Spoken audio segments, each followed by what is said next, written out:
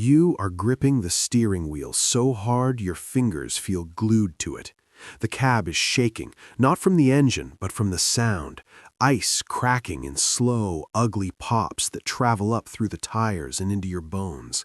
The headlights catch a line in the snow ahead, thin as a knife cut at first, then widening as you get closer. It isn't a shadow, it's a split. The lake is opening. The truck in front of you swerves too late. You watch its rear end fishtail, the cargo bed sliding sideways like it's been kicked. The driver tries to correct, the tires bite nothing. The truck hits the edge of the crack and the ice gives. Not all at once, but in stages. First a hard dip, then a heavy drop, then a sound like a giant sheet tearing. The front end plunges down, the headlights tilt into the hole, and for a half second you see black water moving under the ice, slow and thick like oil. The truck is still running while it falls. The engine keeps revving as if it can climb out by force. Then the cab disappears, and the sound changes from cracking to swallowing. Snow slides into the opening, the cargo follows, wood splinters, a sack bursts, and something pale, flour or frost, puffs into the air and is gone. You can't stop, because if you stop, your own weight will settle, and the ice will decide you're next. You are still moving. You are staring at the place where a truck existed a moment ago. You are breathing through your mouth because the air through your nose is too cold and burns. You are thinking one clear thought. If you make the wrong choice in the next 2 seconds, you die without a shot fired, without an enemy in sight, alone on a sheet of ice that doesn't care if you are brave. Welcome to the simulation. You are stepping into a winter road that should not exist, carrying supplies across a frozen lake while a city starves behind enemy lines. This is slow, detailed survival history. No shortcuts, no clean hero shots, just what it feels like when your body is cold, your stomach is empty, and the world is trying to erase you. If you want to survive more of history like this, take a second to subscribe. Then settle in. Breathe quietly. The lake is waiting. Now you are back at the beginning, before the crack, before the plunge, before you know the exact sound the ice makes when it stops being a road. You are not on the lake yet. You are near it, in the staging area, where men and machines gather like animals around a shrinking fire. The air is so cold it has a taste, metallic, dry, and sharp. Each breath scrapes your throat. Your eyelashes feel stiff because moisture freezes on them without you noticing. The cold doesn't arrive in waves, it's constant pressure, pushing into every seam in your clothing, finding the weak spots, the gap at your wrist, the thinness at your knee, the place where your scarf doesn't seal tight at your neck. Underneath it all, there's a smell you can't escape.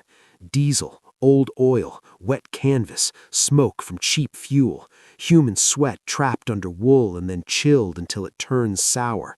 It's the smell of men who haven't fully dried in weeks.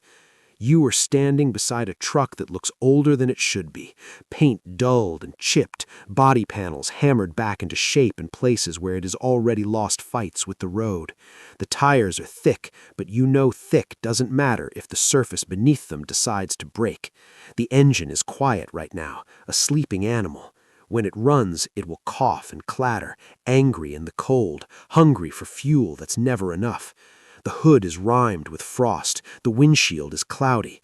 You drag a gloved hand across it, and the glove comes away damp and immediately stiffening. Your gloves are not warm, they are just less cold than bare skin. Around you, other trucks idle in a loose line. Some are loaded with crates, some carry sacks piled high under tarps. Some carry nothing but men, because bodies are also cargo now. Every truck is marked by use: dents, broken lights, patchwork repairs, odd bolts that don't match. The drivers look the same way, faces wind-burned and tight, eyes narrowed against the glare, cheeks hollowed. You don't see excitement. You see a kind of numb focus, like men trying not to think about what they're about to do because thinking about it would slow them down. The lake is out there beyond the staging ground, a wide white expanse that pretends to be calm. You can't see the far side clearly. Snow and low clouds swallow distance. The horizon is messy, not a clean line, because the air is full of fine ice. Everything looks muted, like the world has been wrapped in a dirty cloth. Somewhere in that whiteness is the route, flags or branches stuck in the snow to guide wheels over a path that has been measured, tested, argued over. But you already know the truth. A measured path is still just a guess. Ice thickness changes, pressure ridges form, cracks run like veins. Wind shifts snowdrifts and hides warning signs. You can do everything right and still disappear. You are not thinking in big political terms. You are thinking in body terms. Your feet are cold. Your fingers are cold. Your jaw hurts from clenching. Your stomach is tight and already angry, as if it knows the day will not feed it properly. Hunger here is not dramatic. It's a constant low pull, a dull ache that sits behind everything. You ate earlier, if you can call it eating, something dark and thin, bread that tastes like sawdust and smoke, swallowed too fast because you were standing in the cold and wanted it gone before it froze in your hands. It did nothing. It never does. Your body burns calories just to keep your blood moving. You can feel it spending you. You are here because the city needs supplies. That is the simple version. The deeper version is uglier. The city is cut off. People inside are starving, freezing, dying in apartments and on stairwells. Factories still run when they can. Hospitals still fill. Families still wait for food that doesn't arrive. The lake is the only way through for now. The ice road is a thin line between a city and collapse. You are one truck in a long chain of trucks, and the chain breaks easily. The wind shifts, and you hear the lake even from here.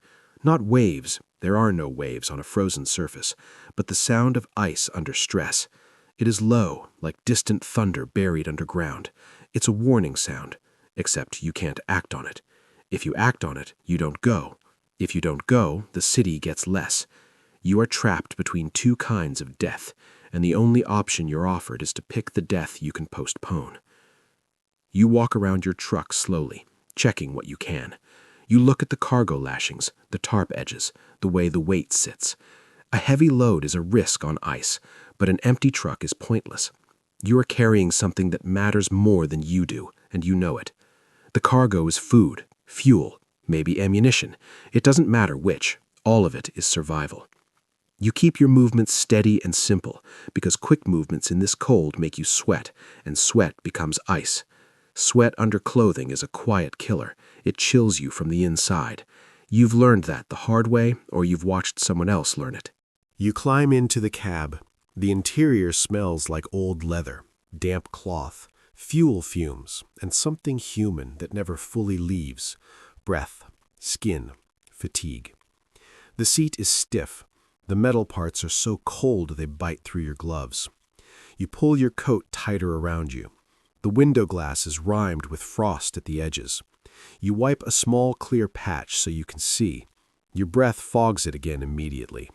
You will be managing visibility all day, wiping, scraping, wiping again. When the engine starts, it doesn't start clean. It drags and resists. The starter groans. The engine turns over reluctantly, like it's been forced awake. Then it catches with a rough shudder.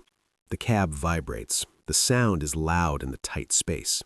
You feel it through the floor and into your legs. The smell of exhaust leaks in, heavy and choking. You crack a window for a second to clear it, and the cold air slices in hard enough to make your eyes water. You close it again. Everything is a trade.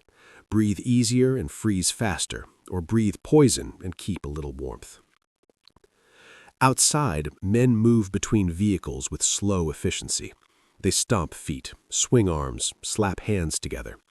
You can tell who has been doing this longer by how little they waste motion. The experienced ones don't talk much. They don't laugh.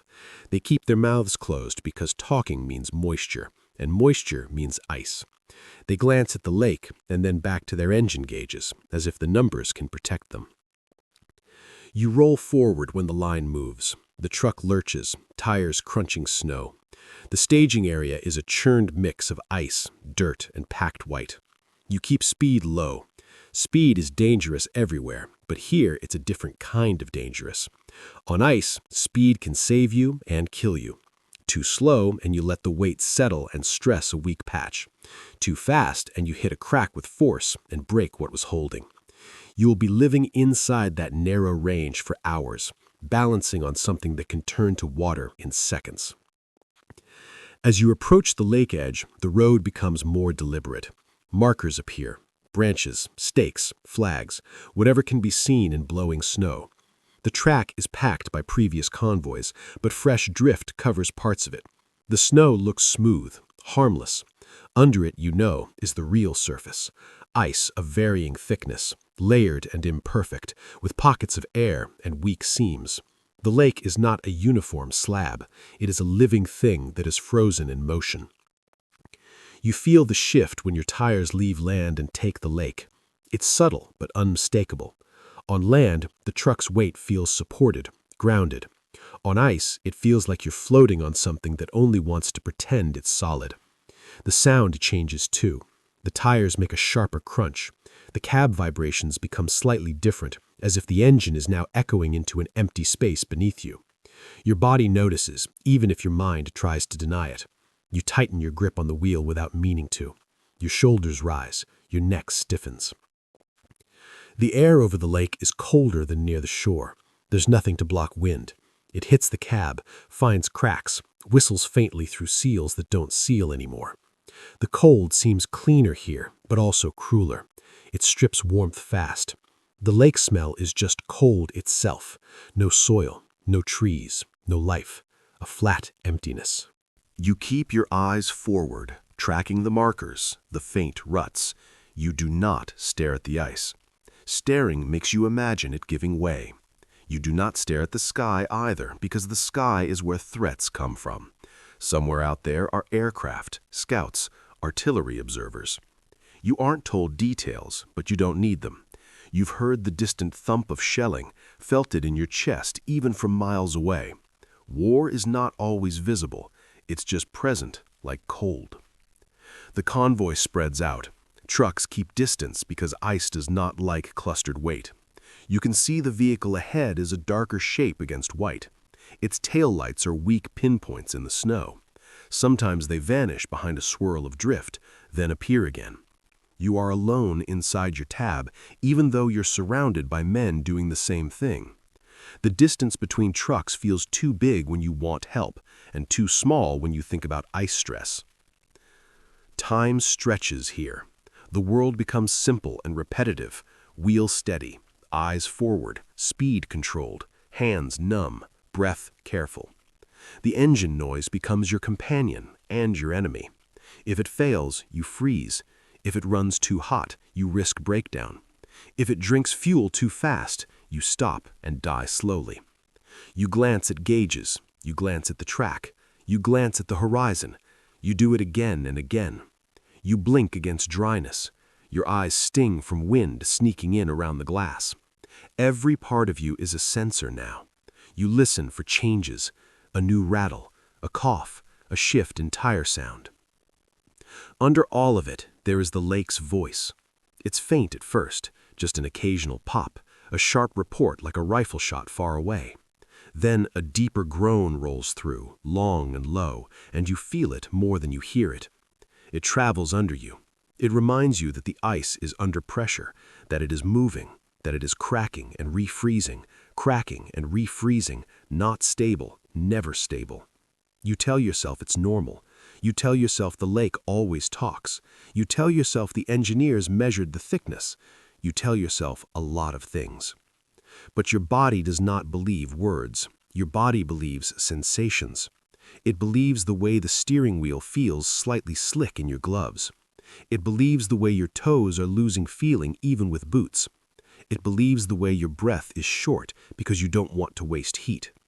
It believes the way the air in the cab is damped from your breathing and the edges of the windshield are slowly frosting inward.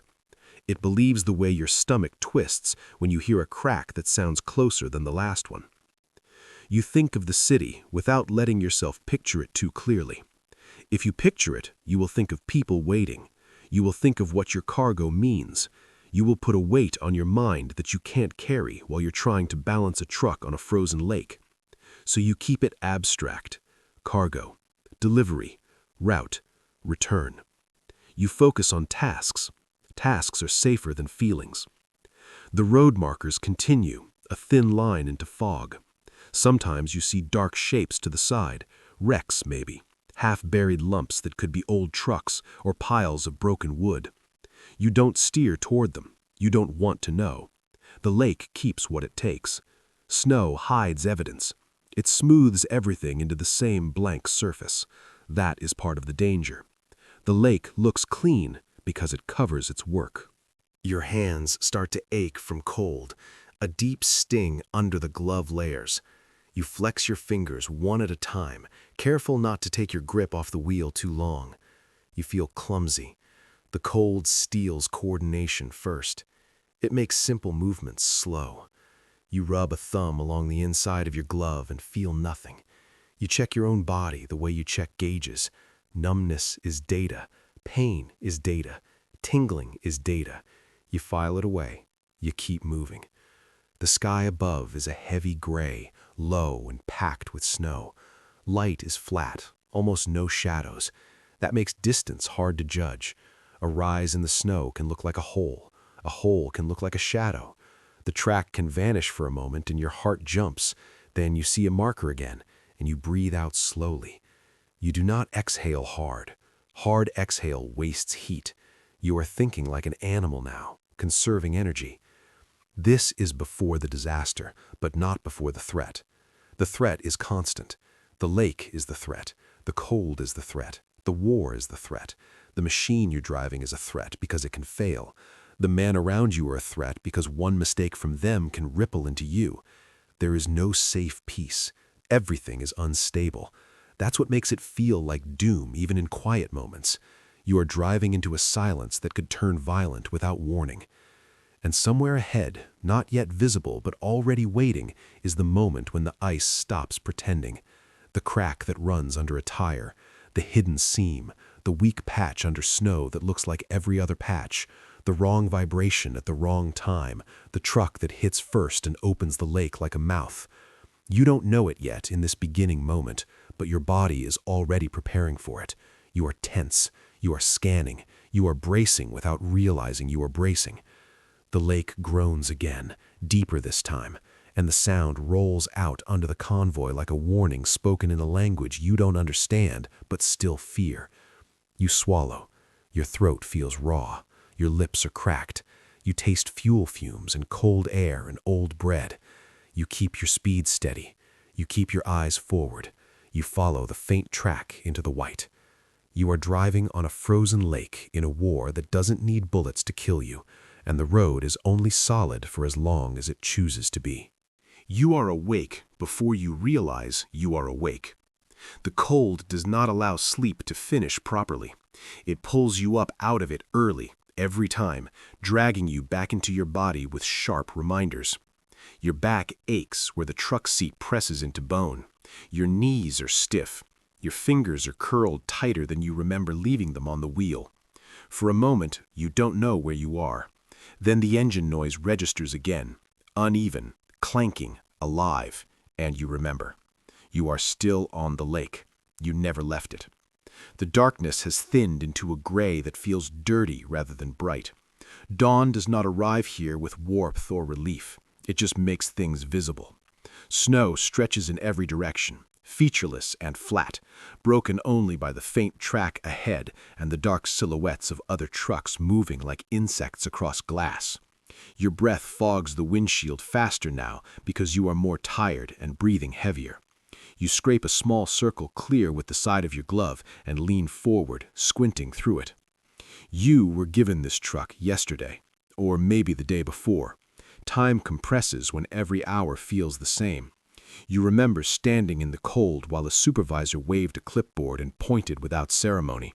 No speech, no warning, just an assignment. This truck, that load, that route. You didn't inspect it the way you would have before the war. There was no time for that kind of care anymore. You checked what mattered most. The engine turned, the brakes responded, the steering didn't pull too badly. Everything else was a risk you accepted by climbing into the cab. The truck is older than you. You can feel it in the way it vibrates, the way it complains when pushed, the way it seems to hesitate before responding to commands. The pedals are worn smooth. The steering wheel has cracks where hands have gripped it through other winters, other roads. The seat springs sag unevenly, tilting you slightly to one side. You've adjusted without thinking. Your body learns these imbalances fast. It has to. The cargo behind you shifts faintly when the truck rolls over uneven ice. You hear it as a dull thump, then a settling creak. Crates rubbing wood against wood, sacks compressing and expanding. Every sound from behind makes your jaw tighten. You imagine weight shifting too far to one side, stress concentrating where the ice is thin. You picture the surface below you like a sheet of old glass, already cracked, waiting for one more push. You force your mind away from it and back to the basics. Speed steady, distance maintained, eyes forward. You remember the moment they told you what you were carrying, not because it was dramatic, but because it wasn't. Food. Always food. Bread flour, grain, dried supplies. Things measured in calories rather than taste. You didn't ask where it came from or where it would go exactly. You knew the answer. The city. Leningrad. The name itself feels heavy. It carries images you try not to assemble too clearly. Empty streets. People moving slowly because they have no strength for speed. Hands wrapped in cloth because gloves wore through months ago. Bodies pulled on sleds because the ground is too hard to dig. You are not driving toward glory. You are driving toward necessity. That difference matters. Glory makes people reckless. Necessity grinds them down and keeps them moving anyway. The engine coughs once, then settles again. Your heart jumps before your mind catches up. You listen closely, isolating the sound. It's still running, still ugly, but steady. You ease your foot on the pedal just enough to keep momentum. Momentum matters on ice. Too little, and the truck sinks into its own weight. Too much, and you slide into mistakes you can't correct. You live in the narrow band between those extremes, hour after hour. The convoy spacing stretches out more as the day goes on. Some trucks fall behind, some pull ahead. You don't know why. Mechanical trouble, fear, a driver who decided to stop and never started again. You don't look back. Looking back doesn't help. The lake does not give refunds for hesitation. The cold inside the cab is different now. It has settled into your bones. Early cold bites. This cold presses. It makes your joints feel thick, your movements slow. Your toes are numb enough that you check them by wiggling, just to confirm they still respond. Your hands ache in a deep, dull way that no amount of clenching seems to fix. You rotate your shoulders carefully, feeling tendons complain. Pain is everywhere, but it's quiet pain, the kind that doesn't stop you outright, it just wears you down. You think about the men you saw earlier during loading, faces briefly visible under hats and scarves, some young, too young, some old enough that their eyes have stopped reacting to danger the way they used to. Nobody smiled. Smiling wastes energy. Smiling invites questions no one wants to answer. Everyone focused on tasks, because tasks give shape to time. Without tasks, time becomes something you endure rather than use. The lake makes another sound, long and low, like a distant animal shifting in its sleep. The vibration travels through the truck frame and into your feet. You swallow again. Your mouth is dry. You ration sips from your canteen even though the water inside is half slush. Cold water shocks your teeth and throat. You take tiny swallows, letting it melt slightly before forcing it down. You need water to keep going, but too much too fast will make you colder. Everything is calculation now, whether you acknowledge it or not. The sky brightens just enough to reveal more detail on the ice surface. You see hairline cracks running parallel to the route, long and thin, filled with refrozen slush. You steer gently to avoid crossing them at sharp angles. Sharp angles concentrate force. You remember that from somewhere, training maybe, or just watching what happens when ice breaks under uneven pressure. You don't trust memory completely anymore, but you trust it more than instinct. Instinct tells you to slow down, to stop, to turn back. Instinct is not useful here. You think briefly about the idea of turning back anyway. The thought comes uninvited, flashes through your mind like a reflex. You imagine steering away from the route, heading back toward land, telling someone the ice felt wrong. You imagine warmth later, maybe soup, maybe sleep that lasts longer than an hour at a time. The image dissolves almost immediately. You know it isn't real. There is no permission to turn back. There is only forward or stopping forever. The engine heat barely reaches your feet. The cab stays cold enough that frost creeps along the inside edges of the metal. Your breath adds to it, moisture freezing in delicate patterns that look almost pretty if you let yourself notice them. You don't. Pretty things here are distractions. You scrape the glass again, harder this time, leaving streaks that distort the world outside. The trucks ahead look warped through it, bending and stretching as they move. You feel the weight of the cargo again as the truck passes over a subtle dip. The suspension compresses. The ice answers with a sharp crack, louder than the others. Your chest tightens. You hold your breath for a fraction of a second without meaning to. Then nothing else happens. The truck continues. The ice holds. You exhale slowly and deliberately, forcing your body to calm down. Panic wastes energy. Panic leads to mistakes. You have seen that already, even if you don't replay the images consciously. This road is not marked on any map that matters. It exists because enough people believed it could exist, because measurements were taken, because risks were weighed and found acceptable compared to starvation. Acceptable does not mean safe. Acceptable means less deadly than the alternative. You remind yourself of that when fear spikes. The lake is dangerous, but the city without supplies is worse. You are choosing between bad and worse, not between bad and good. Your stomach growls, loud enough that you hear it over the engine for a moment. You grimace. Hunger is not just emptiness, it's weakness, dizziness, slow thinking. It makes cold feel sharper. It makes fear harder to control. You think about the food behind you, and the irony bites. You are surrounded by calories you cannot touch. Even if you could, you wouldn't. Opening cargo is theft, and theft here is not just punished, it is unforgivable. You keep moving. The wind picks up slightly, pushing fine snow across the surface in thin sheets. It skims low, making the ground look like it's moving. This illusion messes with your depth perception. You slow just a touch, compensating. The markers are harder to see now, half buried, leaning at odd angles.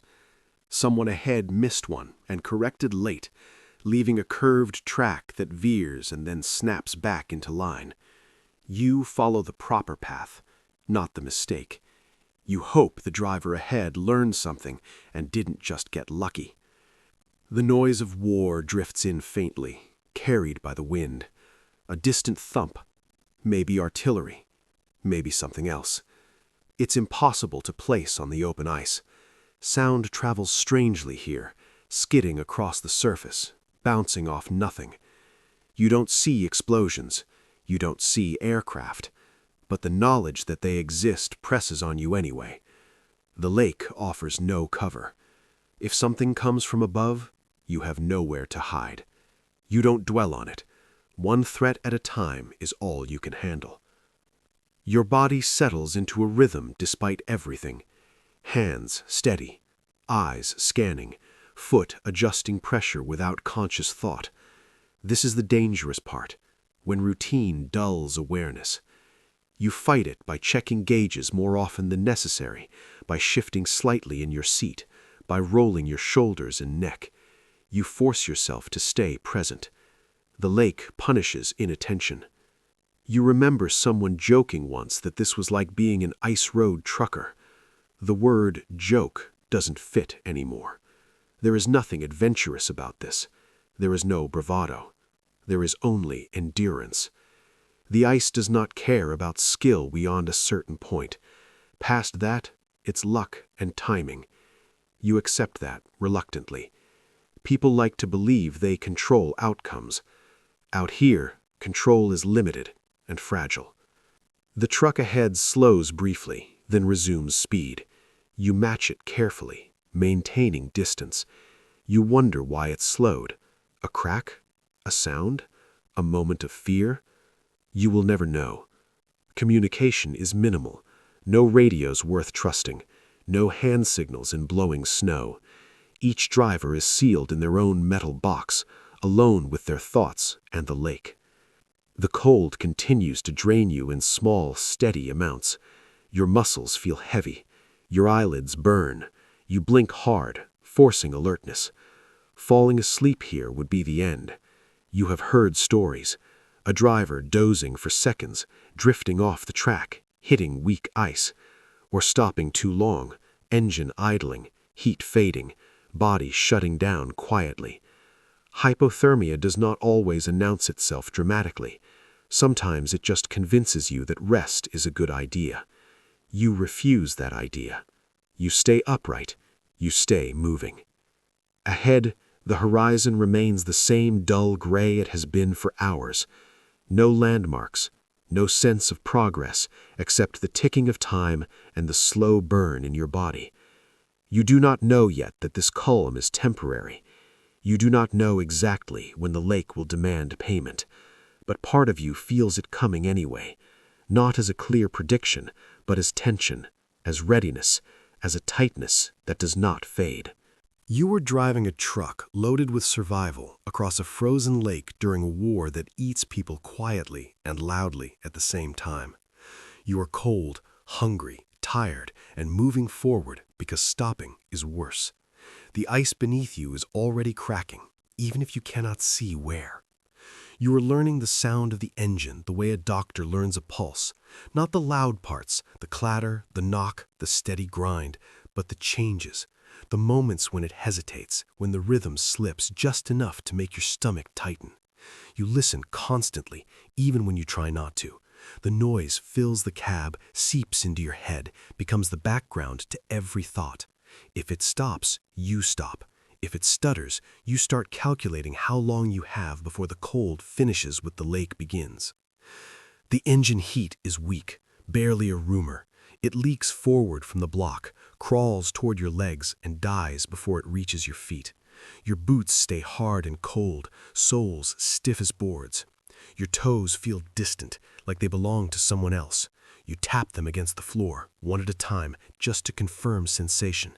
Still there, still yours, for now. Keeping the engine alive here is not about comfort, it's about survival.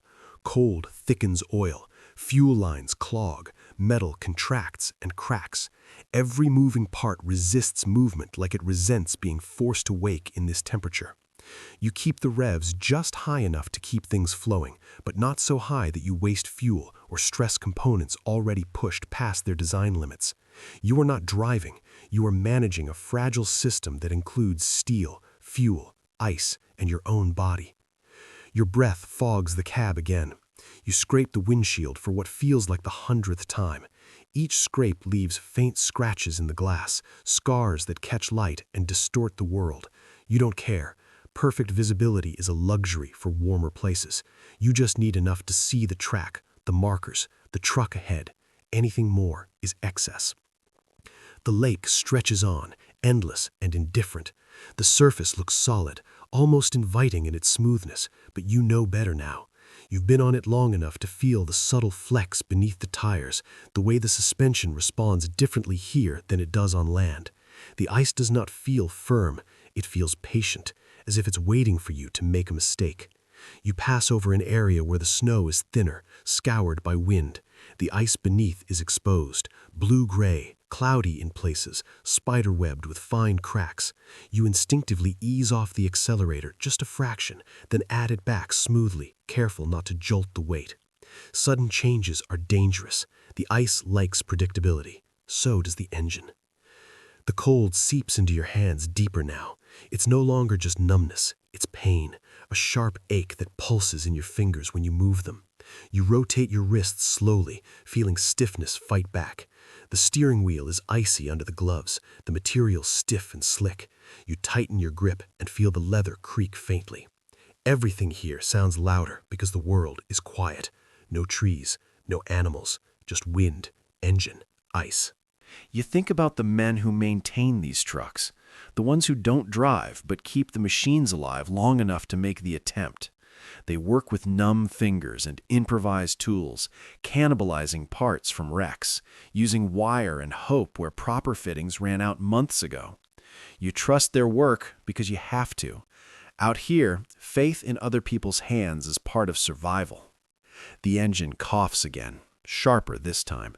You feel it in your chest before you register it with your ears. Your heart rate jumps. You glance at the gauges, eyes flicking between them and the track ahead. Temperature low, oil pressure barely acceptable, fuel dropping slower than you feared but faster than you'd like. Everything is marginal. Marginal is normal. You adjust the choke slightly, listening as the engine responds. It evens out, the roughness smoothing into its usual ugly rhythm. You exhale through your nose, careful not to let relief turn into relaxation. Relief is temporary. The cold will find another weakness soon enough. The convoy is quieter now, not just physically, but emotionally. Early tension has settled into a grim routine. You no longer scan constantly for threats that haven't appeared. Instead, you focus inward on keeping your machine alive and your body functional. This narrowing of attention is dangerous in its own way, but it's also the only way to last. Fear burns too much energy if you let it roam freely. You notice frost forming on the inside of the door near your elbow. It creeps outward in delicate lines, spreading from the metal frame. You brush it away absent-mindedly, and the cold bites through your sleeve. You hiss quietly and pull your arm back, tucking it closer to your body. The cab is losing the fight against the temperature, and you know it. Eventually, it always does. Your thoughts drift, despite your efforts to keep them anchored. You think about heat, not warmth, but real heat. A stove, a fire, something that crackles and smells of smoke instead of fuel. You imagine holding your hands close, feeling sensation return painfully. The image is vivid enough to make your mouth water, and you force it away. Thinking about comfort here is a trap. It makes the present feel unbearable, and unbearable feelings lead to bad decisions. The ice answers with another groan, longer than before. It's not loud, but it's deep, a vibration that travels up through the frame and into your spine. Your shoulders tense. You scan the surface ahead, looking for visible cracks, darker patches, anything that signals danger. You see nothing new. That doesn't mean anything. The lake does not always warn you in ways you can see. You remember being told never to stop on the ice unless absolutely necessary. Stopping concentrates weight.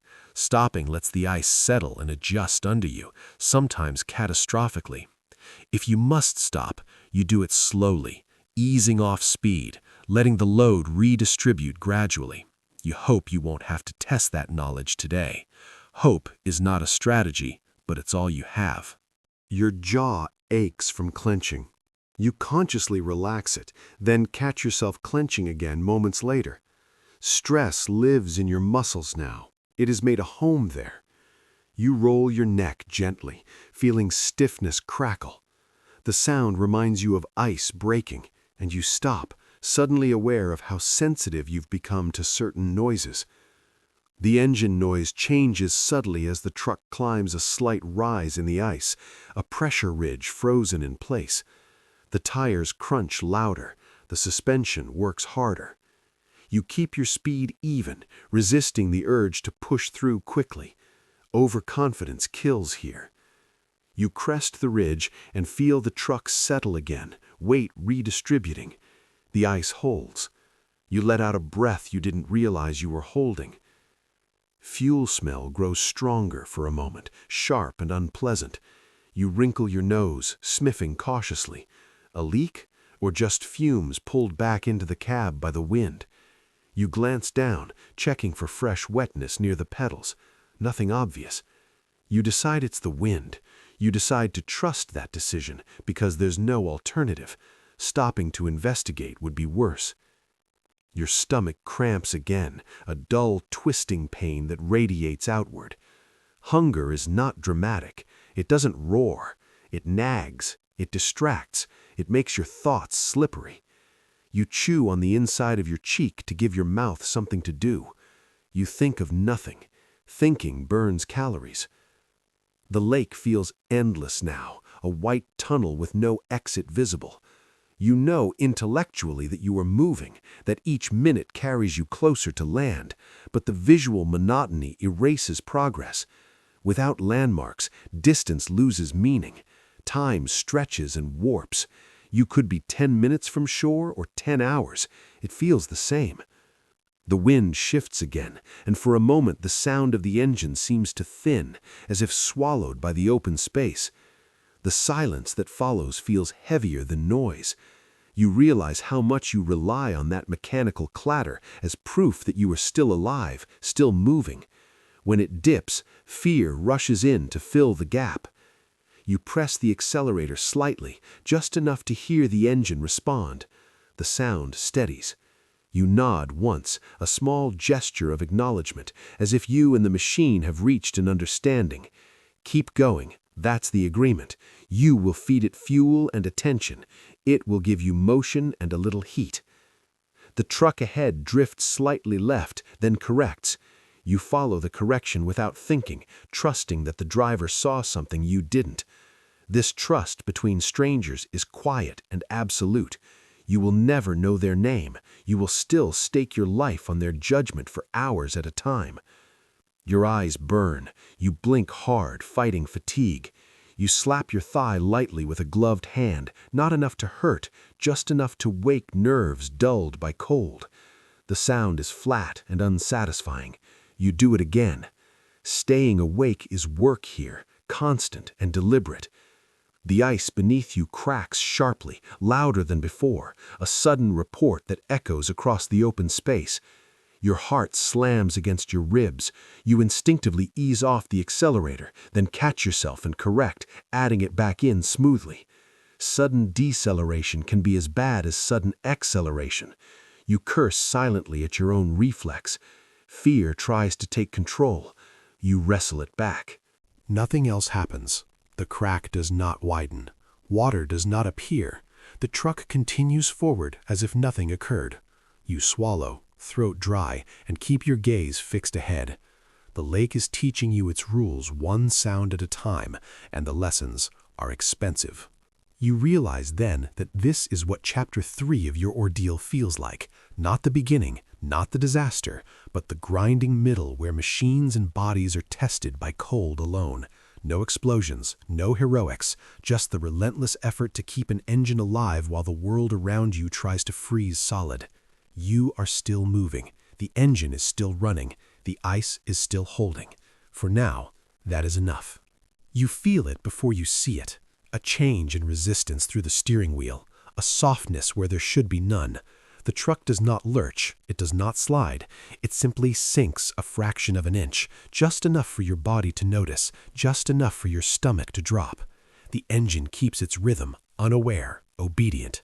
The lake answers with a low, rolling groan that moves under you like something alive shifting in its sleep. Your eyes snap to the surface ahead. At first, you see nothing, just snow, pale and smooth, broken by the familiar ruts of the route. Then the light catches something wrong. A line, thin, dark, irregular. It runs across the track at an angle, not wide enough to be a hole, not yet. It looks harmless, almost delicate, like a scratch on glass. You know better. That line is a crack that has not finished deciding what it will become. You do not brake. You do not accelerate. You hold speed exactly where it is, muscles locked, breath shallow. The tires roll closer. The crack widens slightly, not because it is growing, but because you're close enough now to see its true shape. The snow along its edges has collapsed inward, forming a shallow trough.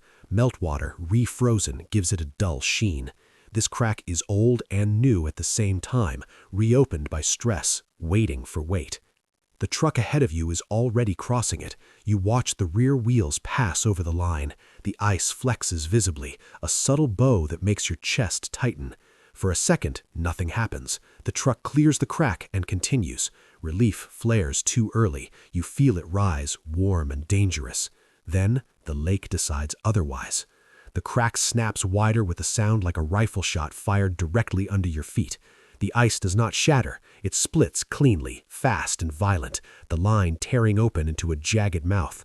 Water surges up immediately, black and thick, flooding the depression. The rear of the truck ahead dips hard to the left. You watch its back end swing, slow at first, then faster as traction disappears. The driver tries to correct. You can tell by the angle of the cab, by the sudden change in wheel alignment. It doesn't matter. The ice gives again, this time in pieces. Plates the size of doors tilt and sink. The truck's rear axle drops. The engine roars as the driver floors it, a desperate reflex. The sound is wrong here, too loud, too frantic. The front wheels claw forward, but the rear sinks deeper, dragging the truck sideways. You see the cargo tarp tear as the bed twists. A crate breaks loose and slides, slamming into the side rail. For half a second, the truck is balanced, caught between moving forward and falling through. In that frozen moment, your mind does something strange. It catalogs details. The way steam rises where water touches hot metal. The angle of the headlights suddenly pointing down instead of forward. The way the lake seems calm everywhere except this one violent wound. Then the ice loses patience.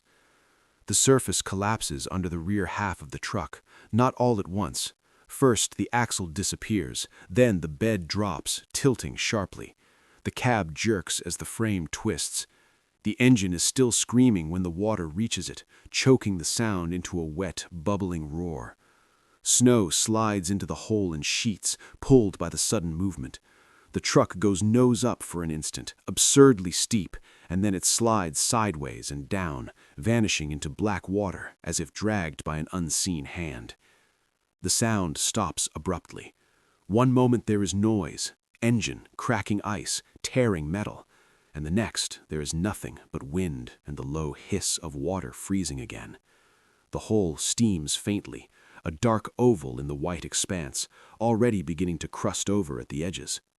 You are still moving. Your hands are locked on the wheel, knuckles white under the gloves. Your foot hovers on the accelerator, frozen between instinct and training. Every part of you wants to stop, to slam the brakes, to do something, anything. But stopping here means joining the wreck. You know this with a clarity that cuts through shock. You keep your speed steady, forcing your body to obey, even as your mind reels. You steer slightly away from the hole, gentle, controlled. Sudden movements would shift the load and stress the ice beneath you. You feel the truck pass over fractured ground, the tires bumping unevenly as they cross broken plates already settling back into place. The lake groans again, louder now, as if offended by the intrusion. You keep moving. You do not see the driver again. You do not see hands or faces or any sign of escape. There is no time, and even if there were, you know the truth. Water this cold does not forgive. It does not allow struggle. It steals breath in seconds, locks muscles, drags everything down. The lake keeps what it takes. Your heart is pounding so hard you can feel it in your throat. Your breathing is shallow and fast. You force yourself to slow it, counting silently. In, out, in, out. Panic is heavy. Panic makes you clumsy. You cannot afford clumsy now. The convoy does not stop. Trucks behind you slow slightly, spacing widening, but no one halts completely. The route bends subtly to avoid the fresh scar in the ice. A new marker appears as if by magic, planted by someone who was already waiting for this to happen. You follow it. Everyone follows it. The road adjusts around loss, the way a body adjusts around injury. The smell in the cab changes. The faint sweetness of fuel is joined by something sharper.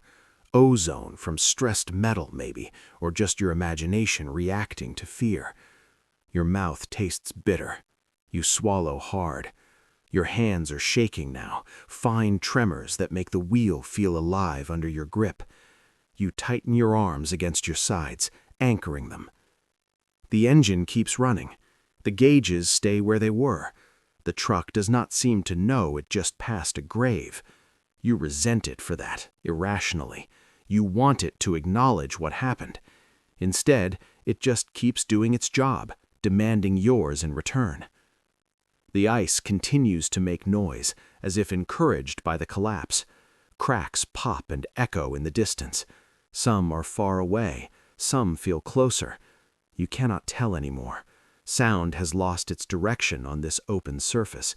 Every noise feels like it comes from everywhere and nowhere at once. Your mind replays the moment whether you want it to or not.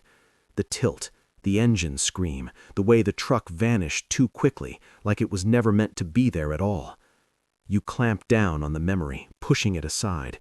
You cannot process it now. Processing is a luxury. Survival is immediate. Your body reacts anyway. Your shoulders ache from tension. Your jaw is clenched so hard your teeth hurt. Your fingers feel colder, as if fear has drawn blood away from them. You flex them again, checking. Still there. Still responsive. You glance at the surface ahead with new eyes. Every patch of snow looks suspicious. Every subtle change in texture feels like a warning. You are hyper-aware now, nerves stretched tight. This awareness sharpens your reactions, but drains you faster. You feel it, the cost of fear, burning through what little reserve you have. The wind picks up, pushing snow across the lake in thin sheets that blur the surface. The hole behind you is already disappearing, softened and disguised by drift. In an hour, it will be just another patch of white, indistinguishable from the rest. In a day, it will be solid again, ice sealing over what it swallowed. The lake erases evidence efficiently. You realize something then, cold and heavy. This will happen again. Not maybe, not possibly. It will happen again. The ice is not finished taking. The convoy will lose more trucks before this run ends. The only unknown is whether yours will be one of them. That knowledge settles into you, changing something fundamental. Fear sharpens into grim acceptance. You stop hoping it won't happen again and start focusing on making sure it doesn't happen to you. Hope is fragile. Attention is sturdier. You adjust your posture, sitting a little straighter, easing tension where you can without losing readiness. You check the gauges again. You check the track. You check the truck ahead. You rebuild your routine piece by piece, like repairing something damaged but still functional. The lake groans once more, a long, low sound that rolls under the convoy like distant thunder. You don't flinch this time. You acknowledge it and keep moving.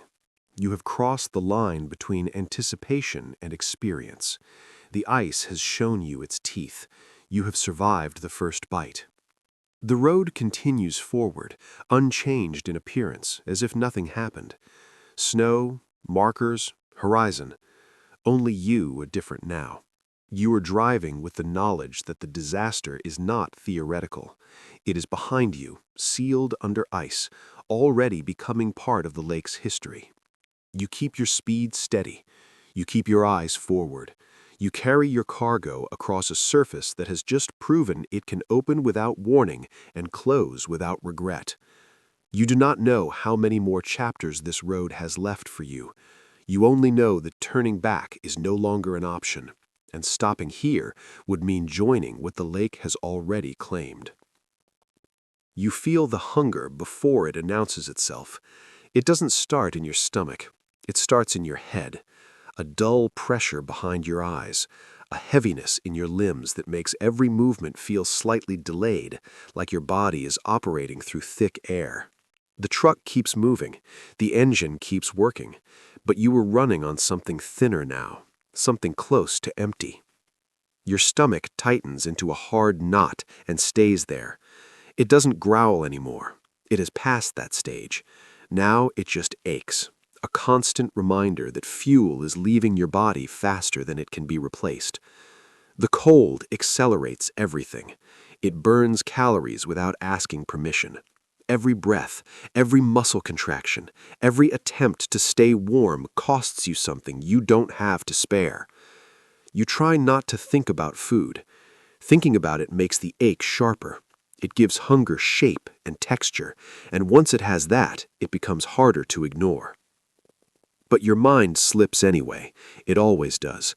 You imagine bread, not the dry, gray ration you swallowed earlier, but real bread, warm, soft. The smell alone is enough to make your mouth flood with saliva. The image hits you so suddenly it's almost painful. You swallow and force your attention back to the road. The cargo shifts again behind you, a soft settling sound that makes your jaw clench. You know what's back there. Sacks of flour, crates of food measured and counted for a city that is dying by degrees. You are surrounded by sustenance you were forbidden to touch. Even if you could open the cargo without being seen, you wouldn't. Not because of rules, but because you understand the math. One handful stolen here is a handful missing there. Hunger is everywhere in this war. You are not special. Your hands feel clumsier now. The cold has always numbed them, but hunger adds another layer of weakness. Your grip isn't as sure. You compensate by tightening it, which makes your forearms burn. The steering wheel vibrates under your gloves, a constant reminder that the machine is still alive, even as you feel yourself thinning out. The lake is quieter now, or maybe you are just too tired to register every sound. The cracks still come, but they don't make you jump the way they did before. Fear has been dulled by exhaustion. That scares you more than the noise ever did. Alert fear keeps you sharp. This muted, heavy state feels dangerous in a different way. Your thoughts start to drift in fragments, not full memories, just impressions. A kitchen from another life, steam rising from a pot, hands passing bread across a table. These images appear without invitation and fade just as quickly, leaving behind a hollow ache. You shake your head slightly, as if you can dislodge them physically. The motion makes you dizzy for a second. You steady yourself and keep your eyes fixed on the track.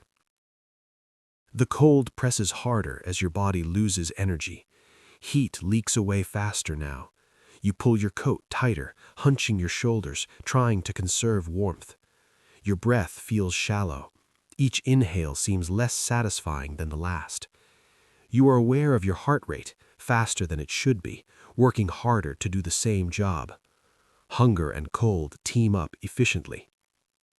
You pass another dark shape off to the side of the route, a wreck, half buried, just a corner of metal and a bent wheel visible through the snow.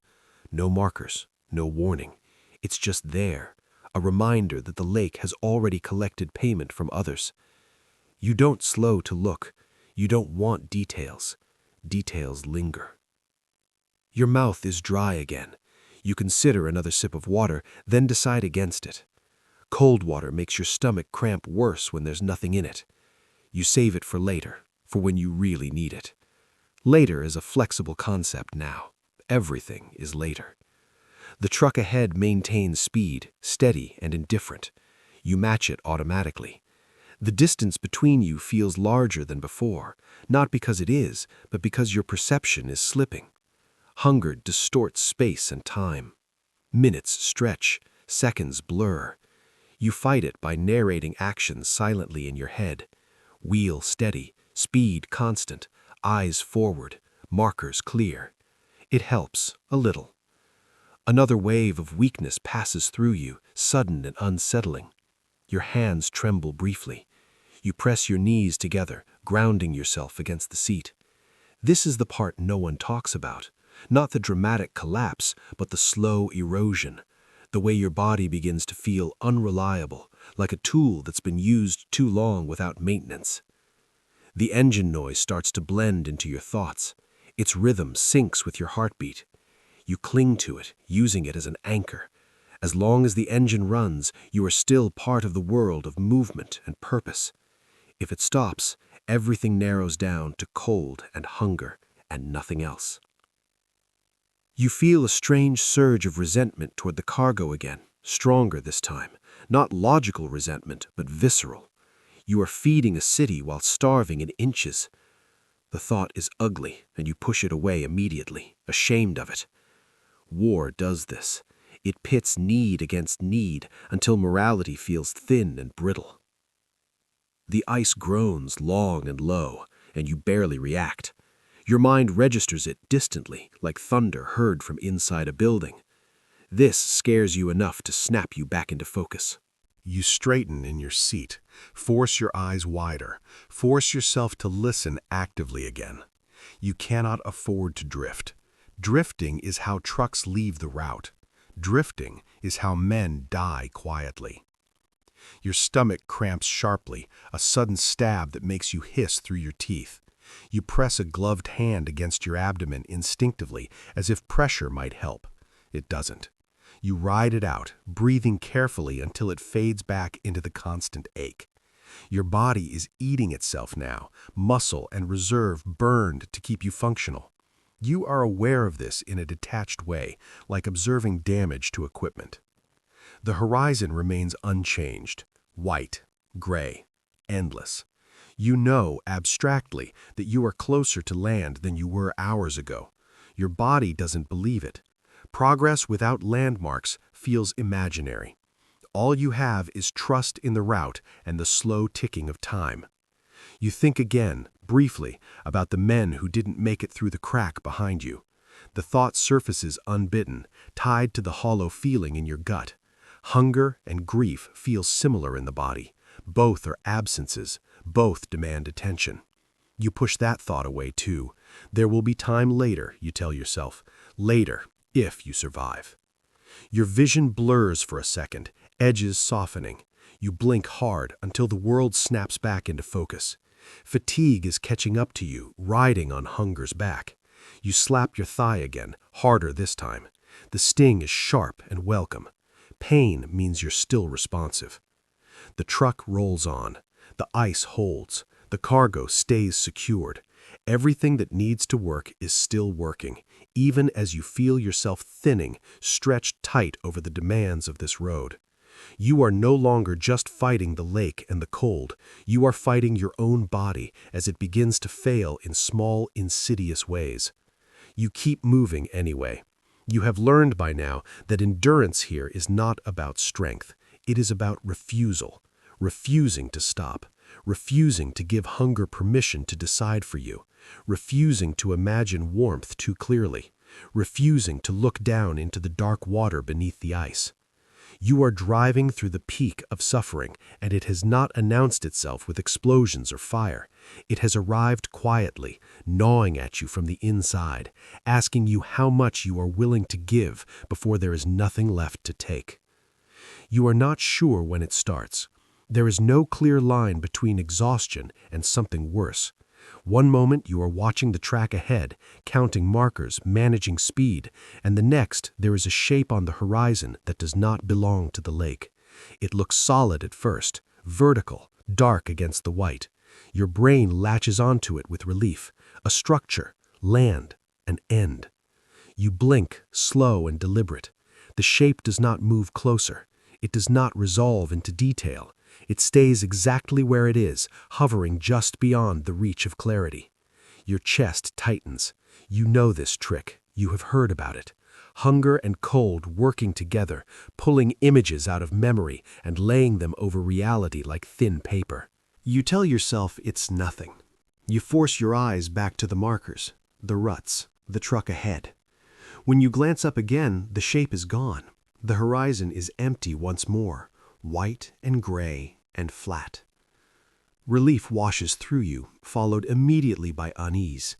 You did not imagine the feeling that came with it, the certainty, the way your body leaned forward slightly, already preparing to arrive. Your head feels light now, as if it is floating just above your shoulders instead of sitting firmly on them. Movements take an extra fraction of a second to register. When the truck hits a small, uneven patch, the jolt feels distant, muted. You correct your steering a moment later than you should have. Not enough to matter yet, enough to notice. The engine sound begins to do strange things. It seems to fade in and out, not actually changing volume, but slipping in your perception. At times it feels too loud, pressing against your skull.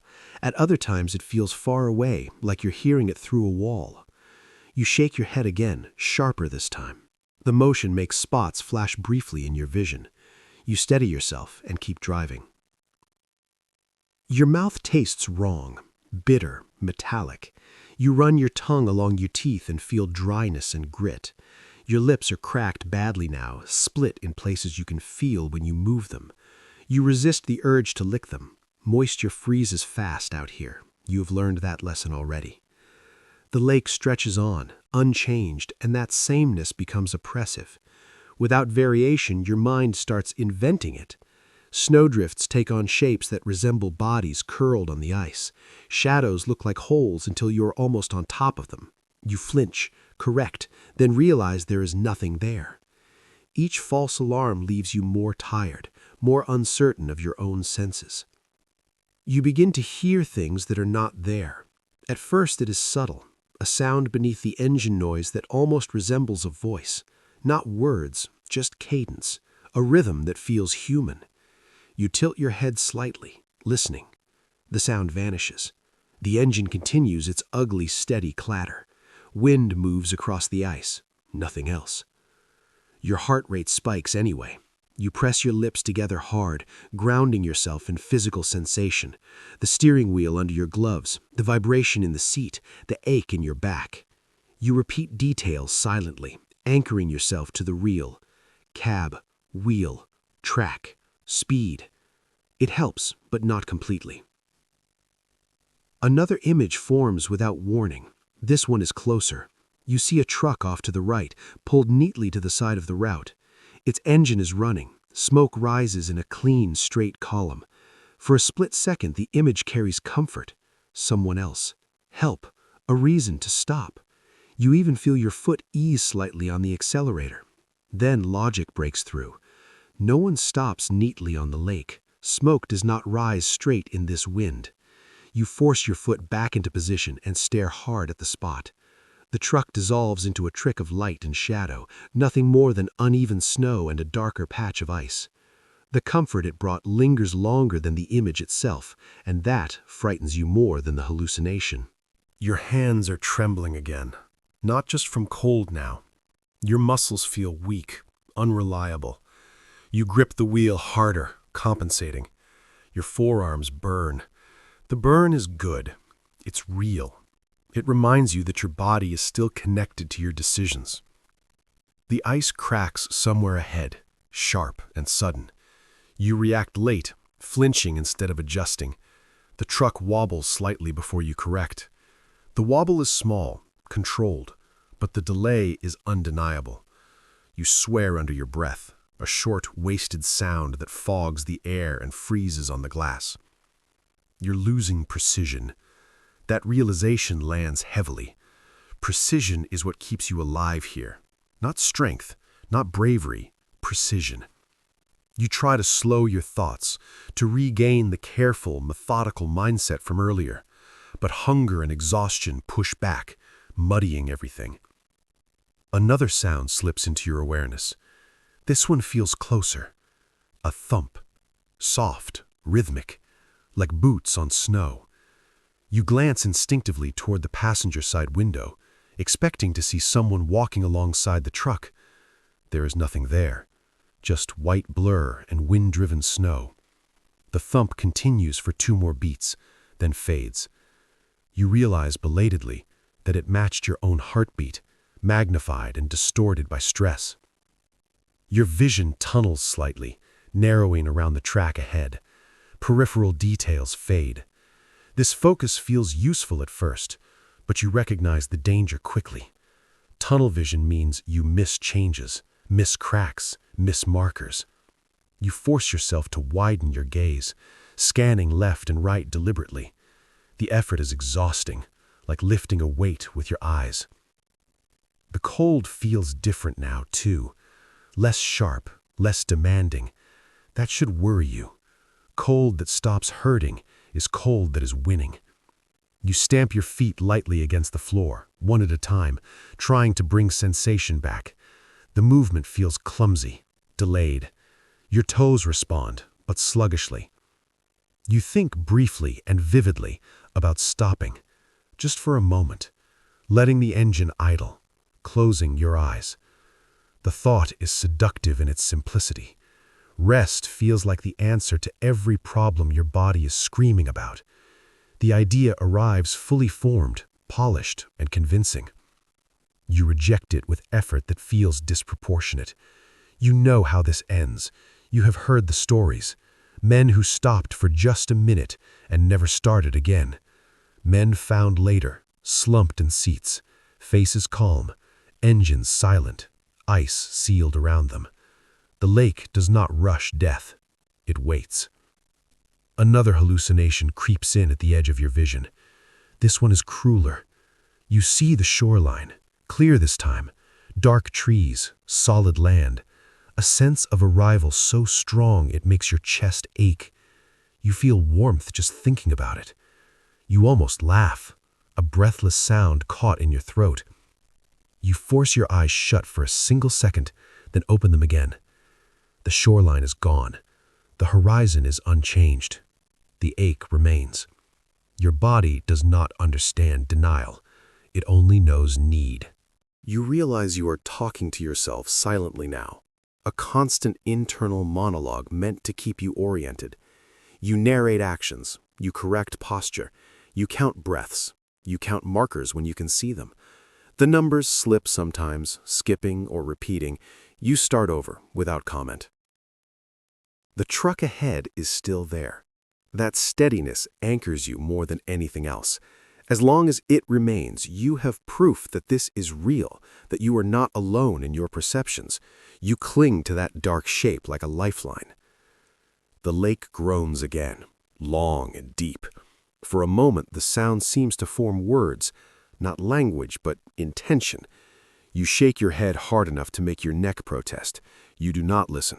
You cannot afford to listen. You are crossing the threshold now, deeper into suffering than before. Hunger has hollowed you. Cold has dulled you. Fear has sharpened and then blurred. Your mind is no longer a reliable narrator of reality. You know this, and that knowledge is the thin line keeping you functional. You keep driving. You keep the engine alive. You follow the track even when it feels like a suggestion rather than a certainty. You are moving through a white mirage where the greatest danger is not the ice beneath you, but the images your own body is feeding you in exchange for warmth and food it no longer has. You do not know how much longer you can hold the line between what is real and what is not. You only know that crossing it would be fatal, and so you focus on the next marker, then the next, then the next, one reality-confirmed moment at a time. You recognize the truck before you accept what it means. It is ahead and to the left of the route, angled wrong, half sunk into snow that has drifted up around it. One wheel is missing. The cab leans at a tired angle, like it finally gave up holding itself straight. At first, your mind tries to file it as just another wreck, another anonymous loss the lake has already swallowed. Then you see the marking on the door. You saw it earlier, close enough to notice the chipped paint, close enough to remember thinking the driver kept his truck cleaner than most. Your chest tightens. This one has a name attached to it now, whether you know the name or not. You slow slightly, not enough to stop, just enough to take it in. The engine protests quietly, a low complaint you ignore. Stopping is not an option. Stopping turns sympathy into suicide. You already know this, but knowing doesn't make it easier to keep your foot steady when part of you wants to pull over, to look, to confirm something impossible, like survival. There is no movement around the truck, no smoke, no tracks leading away. Snow has filled in the space where tires once were. Time has passed since it went down. Not enough for the lake to erase it completely, but enough for hope to thin into something brittle. The ice around it looks fractured, patched with refrozen slush that glistens dully. This was not a clean break. This was a struggle. Your mind supplies images you did not witness. The sound of cracking ice, the sudden tilt, the rush of water, the moment of realization when escape becomes unlikely. You clamp down on those thoughts, but they seep through anyway, sticky and unwanted. Hunger and exhaustion make your mind cruel. They remove the filter that normally keeps imagination from running ahead of reality. You pass the wreck and keep going. The lake does not react. It does not groan or crack more loudly in acknowledgement. It simply exists, unchanged, indifferent. That indifference feels worse than anger would. A few minutes later, you see another sign. This one is smaller, a dark shape half buried near the track. As you draw closer, you realize it is debris. Splintered wood, a broken crate lid, something pale frozen into the ice beside it. Flour, maybe, or grain spilled and instantly ruined. Food meant for the city, now part of the lake. You swallow hard. Loss has layers here. Men, machines, supplies, all taken without ceremony. Your breathing has become shallow again. You force yourself to deepen it, slow it down. Hyperventilating wastes energy. Everything wastes energy. You are constantly deciding what to spend and what to save, even with your own air. The hunger is worse now, sharpened by the sight of wasted food. Your stomach cramps hard enough to make you wince. You ride it out, shoulders hunched, eyes forward. The pain fades to a dull ache, but it leaves you weaker, more hollow. You feel it in your arms, in your neck, in the way your head feels too heavy for your spine. The truck ahead of you drifts slightly, then corrects. You follow. You do not question the movement. You trust it automatically, because questioning costs time and energy you cannot spare. Trust has become instinct here, even though you know instinct is unreliable now. You start thinking about the men you have lost, even if you never spoke to them. The one whose truck disappeared into the ice earlier, the one whose wreck you just passed. You try not to count them. Counting turns them into a list, and lists grow. Instead, they exist as a weight inside you, pressing down quietly. Your mind does something strange then. It starts assigning blame, even though there is nowhere useful for it to land. You blame the cold, the war, the planners, the lake itself. You even blame the dead, briefly, irrationally, for making mistakes you imagine they must have made. The thought disgusts you as soon as it forms, but it doesn't disappear. Hunger strips away kindness first. The cold has become a new stage. Your face feels stiff, skin tight and unresponsive. Your cheeks burn and then go numb. You rub them with the back of your glove and feel very little. That frightens you more than pain would. Pain is information. Numbness is absence. Another crack echoes across the lake, sharp and close. You flinch late again, body lagging behind sound. The truck wobbles slightly before you correct. You grip the wheel harder, muscles screaming in protest. Your arms shake visibly now. You tuck your elbows in, bracing them against your sides, creating a closed circuit of tension that helps stabilize you. You realize you are clenching your teeth again. You force your jaw open and closed slowly, feeling stiffness and pain. The motion sends a jolt of ache up into your temples. Your head throbs. You press your tongue against the roof of your mouth, grounding yourself in sensation. The convoy has thinned. You can tell by the spacing. Where there were once several trucks within sight, now there are fewer. Gaps stretch longer between dark shapes on the horizon. Loss is spreading out, becoming harder to track, easier to accept. This realization makes you feel sick in a way hunger never could. You think about how quickly men disappear here, not with explosions or screams, but with a sound like tearing fabric, and then silence. You think about how little remains afterward, a hole that freezes over, a wreck that drifts into anonymity, snow smoothing everything down until the surface looks untouched again. The lake is efficient. That is the word that comes to mind. Efficient and thorough. Your hand slips slightly on the wheel as fatigue deepens. You adjust your grip again, slower this time. You notice that your thoughts are no longer racing or drifting. They are heavy, trudging from one to the next. Each decision feels like it has to push through resistance. You are aware that this is dangerous, that slow thinking leads to slow reactions, but awareness does not fix it. Another image intrudes. This one is not a hallucination of comfort, but of memory. A face you recognize vaguely, someone from earlier, from loading, from the staging area. A man with frostbitten ears and a crooked smile that never fully formed. You remember nothing he said, just the way he nodded when his truck was assigned.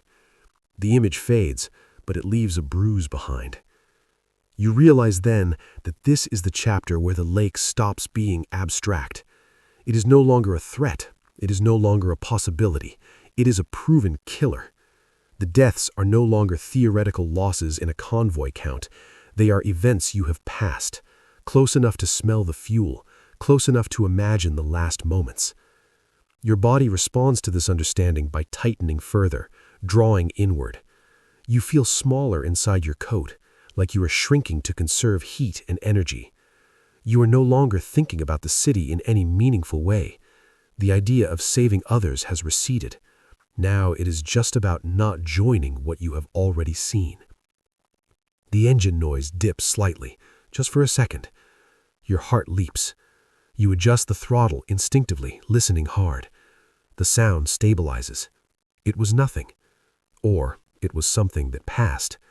You don't know which, and you don't have the energy to dwell on it. You pass another marker planted crookedly in the ice, its shadow stretching long and thin. It looks like a grave marker. The thought hits you unbidden and sticks. You force yourself to look past it, to the next one and the next. Forward is the only direction that does not invite collapse. You are colder now, weaker now, more alone than you were at the start of the day. You have seen friends, whether you knew them or not, die without farewell. You have driven past the evidence and kept going, because keeping going is the only thing allowed. This is the point where something inside you hardens. Not courage, not resolve, something flatter, heavier, a willingness to accept loss without stopping for it. You don't like what that says about you, but you do not reject it. Rejecting it would mean stopping, and stopping is how the lake takes you too. You keep your speed steady. You keep your eyes on the track.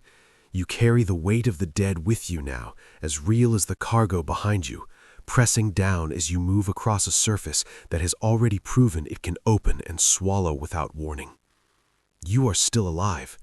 That fact feels temporary. You lose the sense of when night arrives. There is no sunset worth noticing, no color change that signals an ending. The light simply drains away, thinning from gray to darker gray to something closer to nothing. The lake absorbs what little remains. Snow reflects just enough to erase depth, turning the world into a flat, dim surface where distance becomes guesswork and time stops behaving properly. The headlights carve two weak tunnels into the dark. Their beams feel anemic, swallowed by falling snow and drifting ice crystals. The light does not travel far before it fades into black. Everything beyond it might as well not exist. You steer by memory now as much as sight, by the faint curve of ruts, by the ghost of markers that appear too late and vanish too quickly. The darkness presses in, not dramatic, not sudden, but suffocating in its completeness. You feel smaller inside it, exposed. The lake at night feels less like a surface and more like an absence, a hole so wide your mind cannot frame it. You are aware, constantly, of how little separates you from the water below. A few feet of ice, in some places, less. Your fatigue deepens into something heavy and dangerous. Your thoughts move like they are wading through mud. You catch yourself staring too long at nothing, eyes unfocused, before snapping back to attention with a jolt of fear. You shake your head hard enough to make your neck ache. Pain is welcome. Pain keeps you present. The engine noise becomes oppressive in the darkness. Without visual cues to balance it, the sound dominates your awareness. Every knock feels louder. Every change in pitch feels ominous. You listen for failure constantly, afraid you might miss the moment when the engine decides it has had enough. You adjust the throttle in tiny increments, coaxing it along like an exhausted animal. The cold feels deeper at night. It seeps in with renewed determination, crawling through seams, finding places it missed earlier. Your breath fogs the windshield faster now, the moisture freezing into a thick, milky film that distorts the headlight's beam. You scrape it away again and again, your arm heavy, movement slower each time. The hunger fades slightly, replaced by something worse. Emptiness gives way to weakness so complete it feels like your bones are hollow. Your hands feel oversized, clumsy. Your reactions lag. You overcorrect once, the truck drifting a fraction too far before you pull it back. The movement sends a spike of adrenaline through you, sharp and brief, then gone, leaving you more tired than before. The lake speaks more at night. Cracks echo farther, sharper in the stillness. Some sound close enough to feel personal. Others roll under the ice like distant thunder, impossible to locate.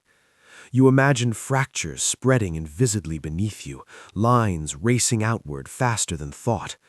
You force yourself to stop imagining. Imagination is dangerous here. The convoy feels scattered now. The truck ahead appears and disappears in the darkness, its lights dim pinpricks that vanish behind curtains of snow. When you lose sight of it, panic flares briefly in your chest. Alone is worse. Alone means no reference point, no confirmation that what you're seeing is real. You slow slightly until the lights reappear, then match speed again, chastising yourself silently for the lapse. Your eyelids burn. Each blink lasts a fraction too long. You fight it with everything you have. You slap your thigh. You clench and unclench your jaw. You narrate actions silently, words grinding through your head like worn gears. Steady, forward, hold speed, watch the track. You repeat it until it loses meaning, then repeat it again. The night distorts sound. The wind howls at odd angles, sometimes seeming to come from below, sometimes from inside the cab itself. Snow hits the windshield in irregular patterns, each tap sharp enough to make you flinch when your nerves are stretched thin. You feel hunted, though you know nothing is chasing you. The feeling does not fade. At one point, the darkness feels so complete you become convinced the headlights have failed. You glance down in panic, heart hammering, before realizing the beams are still on, just swallowed by snow and distance. The relief is brief. Darkness here does not need your cooperation. Your body begins to betray you in quieter ways. Your posture slumps despite your efforts to stay upright. Your head nods forward once before you catch it. That moment terrifies you more than any crack in the ice. Sleep here is not rest, it is surrender. You open your mouth and breathe cold air deliberately, letting it burn your throat and lungs. The shock wakes you for a moment, tears stinging your eyes. You welcome the sting. You need it. You need something sharp enough to cut through the fog settling in your mind. The ice cracks again, louder than before, and you react late, hands jerking on the wheel. The truck sways, then stabilizes. You freeze, waiting for the next sound, the next movement. Nothing follows. The lake is silent again, as if amused by your fear. The darkness stretches on, endless and disorienting. You no longer know how long you've been driving like this. Minutes bleed into hours without distinction. The sense of progress you clung to earlier is gone. There is only motion and effort, repeated endlessly. You think, briefly, that this might be the worst part. Not the falling through the ice, not the sudden violence. This long, grinding night where death feels close but unhurried, where your body and mind are stripped down to their weakest states and still asked to perform. This is where mistakes are born, not from panic, but from fatigue. The lake does not rush you, it waits. Your vision narrows again, the world shrinking to the pale oval illuminated by your headlights. Everything outside it feels unreal. You are aware that if something goes wrong now, a crack, a failure, a moment of inattention, you will have no warning, no time to react. The thought settles into you with cold clarity. You keep going anyway. You follow the faint track, you follow the disappearing lights ahead. You keep the engine alive and your eyes open through a night that seems determined to erase you. The lake surrounds you completely now, above and below, and the darkness makes it feel infinite. This is the night that does not end, and you are still inside it, driving, surviving moment to moment, knowing that dawn, if it comes, will not bring relief, only the next test. You feel the change in the ice before anyone tells you it's the last stretch. The lake no longer sounds the same. The deep groans that rolled beneath you earlier have become sharper, more frequent, like a surface under tension that has been pushed too far for too long. The cold has not eased, but the ice feels different, less patient, more brittle. This part of the route was never meant to carry weight for this many hours, these many trucks, this much desperation.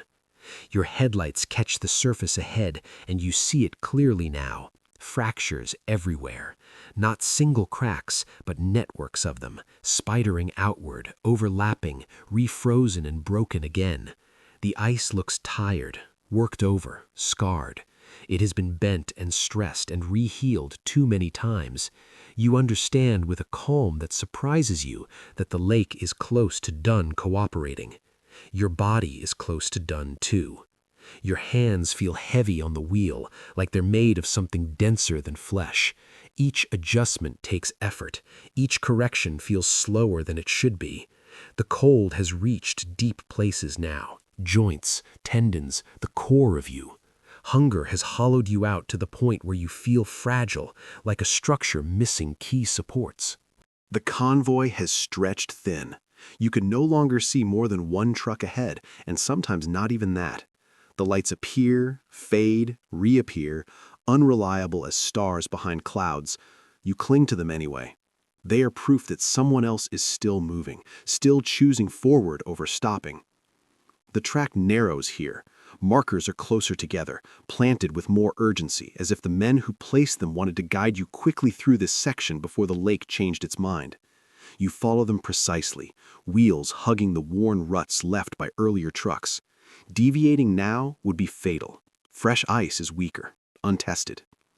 The engine strains slightly as you climb over a subtle pressure ridge.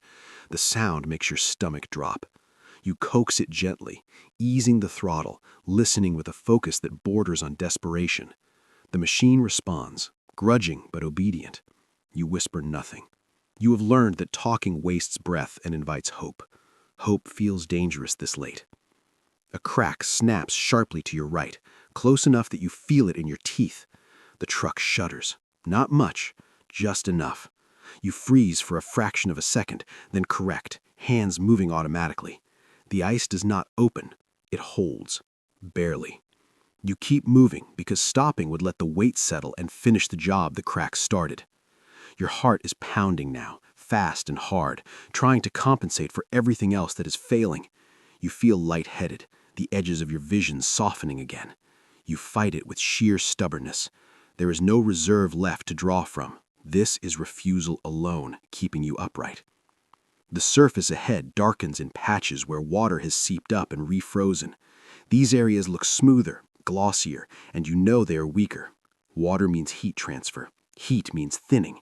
You steer carefully, threading between them, following the exact path laid out by those who came before. You trust their judgment because you have no alternative. The lake cracks again and again, a series of sharp reports that echo across the darkness. It sounds like gunfire. Your body reacts as if it is, muscles tightening, breath catching. You imagine fractures racing outward beneath you, lines intersecting, stress concentrating under your axles. You do not look down. Looking down would change nothing. You realize then that this is the final gamble. The worst ice is always near the end. The lake warms slightly near shore. Currents move differently. Pressure builds. Everyone knows this.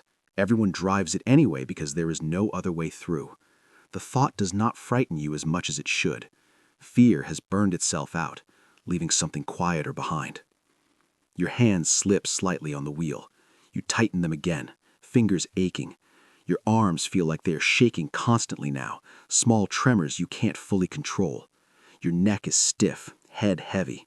You adjust your posture again, sitting straighter, forcing blood flow, forcing alertness.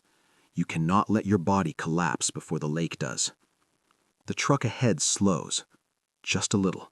Your breath catches. Slowing here is dangerous, but sometimes necessary. You ease off as well, matching speed exactly, keeping distance. The lights ahead wobble, then straighten. The driver saw something you didn't. You trust that choice completely. The ice flexes beneath you in a way you have not felt before. Not a crack, a bend, a subtle sag that makes your stomach lurch. The sensation lasts less than a second, but it leaves a deep imprint. You understand viscerally that the ice is no longer rigid. It is moving, bearing weight dynamically. This is how it fails, not with a clean break, but with gradual surrender. You breathe carefully, shallow but controlled. You do not panic. Panic would make you clumsy, and clumsiness would end everything. You focus on the next marker, then the next. Each one feels like a small victory. Each one costs you more than the last. Another truck appears off to the side, farther away than the others you passed earlier. This one is worse. Only the cab roof is visible, tilted at an angle, frozen into the ice like a warning left behind.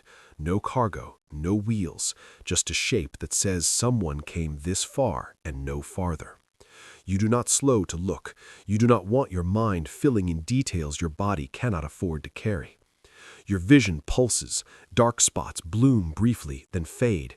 You grit your teeth and keep your eyes open, blinking hard. You talk to yourself silently again, grounding in specifics. Speed, track, wheel, breath. You repeat it until the words lose meaning and become rhythm. The engine falters for a fraction of a second.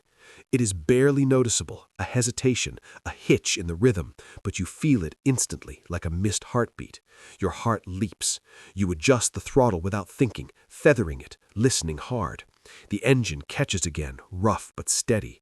You exhale slowly, carefully. That was too close. Everything is too close now. The ice cracks again, louder than before, and this time you feel water spray faintly against the underside of the truck, a soft hiss you feel more than hear. Your stomach drops. Water means exposure. Exposure means thinning ice. You do not stop. You do not speed up. You keep exactly the pace you have, trusting momentum to carry you across before the lake decides otherwise. The headlights ahead brighten slightly, reflecting off something darker than snow. Your heart stutters. Land or water or nothing at all. As you draw closer, the shape resolves into uneven ice piled and ridged, churned by earlier collapses and refreezes. This is the most damaged section of the route, the place where everything converges. Your body is screaming now in ways you can no longer ignore. Weakness, dizziness, a deep bone-level cold that feels permanent. You are beyond discomfort, beyond suffering. This is depletion. There is nothing left to spend except will. You cross another fracture, then another. The truck jolts gently as ice plates shift under the tires. You feel them move, sliding slightly, grinding against each other. The sound is unmistakable. The lake is rearranging itself beneath you. For a moment, just one, you are convinced this is it, that the next crack will open into water, that the truck will tilt and the engine will scream and the black surface will rush up to meet you. The image is so clear it feels like memory instead of imagination. Then you are past it. The ice firms slightly. The cracks become fewer, farther apart. The sound changes, dulling. You don't trust it yet. You keep moving, tense, waiting for the lake to correct you. But it doesn't. The surface beneath you feels marginally more solid. Not safe, just less hostile. The lights ahead grow brighter, steadier. You realize with a jolt that they are no longer reflections. They are fixed, anchored, something that does not move with the ice. The shoreline is close, not here yet, but close enough to feel. Your throat tightens unexpectedly.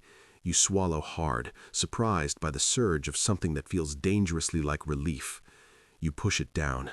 You have learned better than to celebrate early. People die at the end of roads all the time. You keep your speed steady. You follow the track until the ice finally thickens under you, the sound changing again as land approaches. The transition is subtle but unmistakable. The truck feels heavier, more grounded. The lake's voice fades behind you, replaced by the dull crunch of snow over earth. You do not stop when you reach solid ground, not immediately. You keep driving for several seconds longer than necessary, as if afraid the ice might reach out and take you back if you hesitate. Only when you are well clear do you ease off the accelerator. Your hands are shaking violently now. You can no longer hide it. Your breathing comes in shallow gasps. You are alive. You know this, but your body has not caught up yet.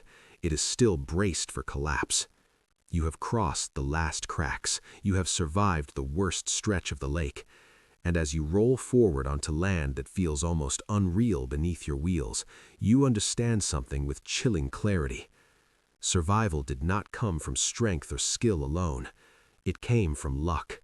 And luck is not something you can count on twice. You roll farther inland before you allow yourself to slow. The truck feels wrong on solid ground at first, too rigid, too loud, the vibrations sharper than they should be. Your body has adjusted to the lake's give, to the way the ice absorbed motion and sound. Land feels aggressive by comparison, unforgiving. You don't trust it yet. You half expect the ground to open anyway, as if the lake might have followed you ashore. When you finally ease off the accelerator, the engine drops to a lower, rougher idle. The sudden change in sound makes your heart race again. You grip the wheel until your fingers ache, waiting for something to fail. Nothing does. The truck keeps running. Steam rises faintly from the hood, curling into the cold air and vanishing. It looks unreal, like a trick meant to lure you into relaxing. You do not relax. The shoreline is not what you imagined during the long hours on the ice. There is no warmth waiting here, no relief shaped like comfort. The land is just as cold, just as gray, just as damaged. Snow is piled in dirty ridges along the route. Trees stand bare and skeletal, their branches black against the sky. The air smells different, though. Earth under frost, smoke from distant fires, the faint, sour scent of too many people living too close together with too little. You follow the road signs without really seeing them, guided more by instinct and exhaustion than thought. Other trucks are already pulled over farther ahead, engines idling, drivers slumped forward over wheels or leaning back against doors. No one is celebrating, no one is talking. Arrival here is quiet, almost anticlimactic, and that feels wrong after everything the lake demanded. You bring the truck to a stop in the designated area, easing it down slowly, carefully, as if sudden stillness might break something inside you. When you finally cut the engine, the silence hits hard. It is not peaceful, it is heavy. Your ears ring with the absence of noise. Your body keeps vibrating for several seconds, phantom motion lingering in your muscles. You sit there longer than necessary, hands still on the wheel, staring through the windshield at nothing in particular. Your breath fogs the glass. You watch it form and fade, form and fade. Proof of life. You focus on that because everything else feels too big to process. When you open the door, the cold rushes in immediately, sharper than before. You climb down stiffly, legs protesting, knees threatening to buckle. The ground feels uneven, unreliable, despite being solid. You sway slightly and catch yourself on the side of the truck, gloves slipping on frost-coated metal. Your grip leaves a smear where the ice melts briefly under your hand. Men move around you, but it takes a moment to register them as real. Their faces are drawn, eyes sunken, movements slow and economical. They look like people who have been hollowed out and kept going anyway. No one asks how the crossing was. Everyone already knows the answer. The unloading begins without ceremony. Crates are opened, sacks are dragged down and stacked. Each thud against the ground sends a dull echo through you. This is what it was for. This is the point of the road. You watch the cargo leave your truck piece by piece, feeling an unexpected sense of loss that has nothing to do with ownership. The weight is leaving, but so is the purpose that carried you across the lake. People from the city appear at the edge of the area, thin figures wrapped in layers of mismatched clothing. They stand quietly, watching. No cheers, no rushing, just eyes tracking the movement of food like predators conserving energy. Hunger has stripped them of unnecessary reactions. You recognize it immediately. You see it because it lives in you, too. A woman takes a sack from a worker and nearly drops it. Two others steady her without a word. A man coughs hard, bending double, then straightens as if embarrassed. A child stares openly at the truck, at you, eyes too large for his face. You look away first. You don't know why, but you do. Your hands are shaking badly now. You hide them by flexing your fingers slowly, pretending to check your gloves. The adrenaline that carried you across the lake is draining out of you, leaving weakness behind. Your legs feel unreliable. Your head feels light. You lean against the truck again, needing the support. Someone gestures for you to move the vehicle to make room for the next arrival. You nod and climb back into the cab, movements clumsy. Starting the engine feels wrong now, like waking something that should be allowed to rest. It coughs, then catches. The sound feels distant, less important than it did on the ice. You maneuver the truck forward a short distance and stop again. When you shut it down this time, you know you won't be taking it back across the lake today, or tomorrow, or maybe ever. The thought does not bring relief. It brings a strange emptiness. The road gave you one task and then took it away. You sit on the step of the truck for a moment, head bowed, breath fogging the air in front of you. Your body begins to register pain in earnest now that movement has slowed. Your back throbs, your shoulders burn, your hands ache deeply, joints stiff and swollen. The cold has left its mark everywhere. You are not injured in any obvious way, but you feel damaged all the same. The images you suppressed earlier begin to surface, the truck falling through the ice, the empty wrecks, the cracked surface bending under you. They come back sharper now, unfiltered by urgency. Your stomach twists. You swallow hard and stare at the ground until they fade again. You cannot afford to unpack them here, not yet. The city does not thank you. It does not have the energy. It simply absorbs what you brought and continues breathing, barely. You understand that what you delivered will not save it. It will only delay the inevitable. A few more days, a few more lives stretched thin instead of snapped outright. That understanding settles into you quietly. There is no triumph here, no sense of completion, just continuation. As night approaches again, you are directed toward a place to rest, if rest is the right word. A cold building, a floor shared with others, the promise of something warm later, maybe. You nod and follow, moving slowly, carefully, like an old man, though you may not be one. You glance back once at the direction of the lake. You cannot see it from here, but you feel it anyway, like a presence behind you. The road you crossed is already changing, already healing over, already erasing the evidence of what it took. You have arrived, you have delivered the cargo, and instead of relief, what settles into you is a deep, unsettling realization. Surviving the crossing did not end anything. It only brought you somewhere new to carry what it did to you next. You wake up warm, and it takes several seconds to understand why that feels wrong. The heat is not gentle. It presses against your skin in a way that makes you tense immediately, muscles tightening as if you need to escape it. Your first breath is shallow and sharp, pulled in through your teeth.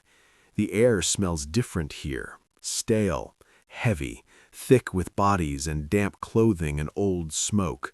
Not the clean, empty cold of the lake. This is enclosed, trapped.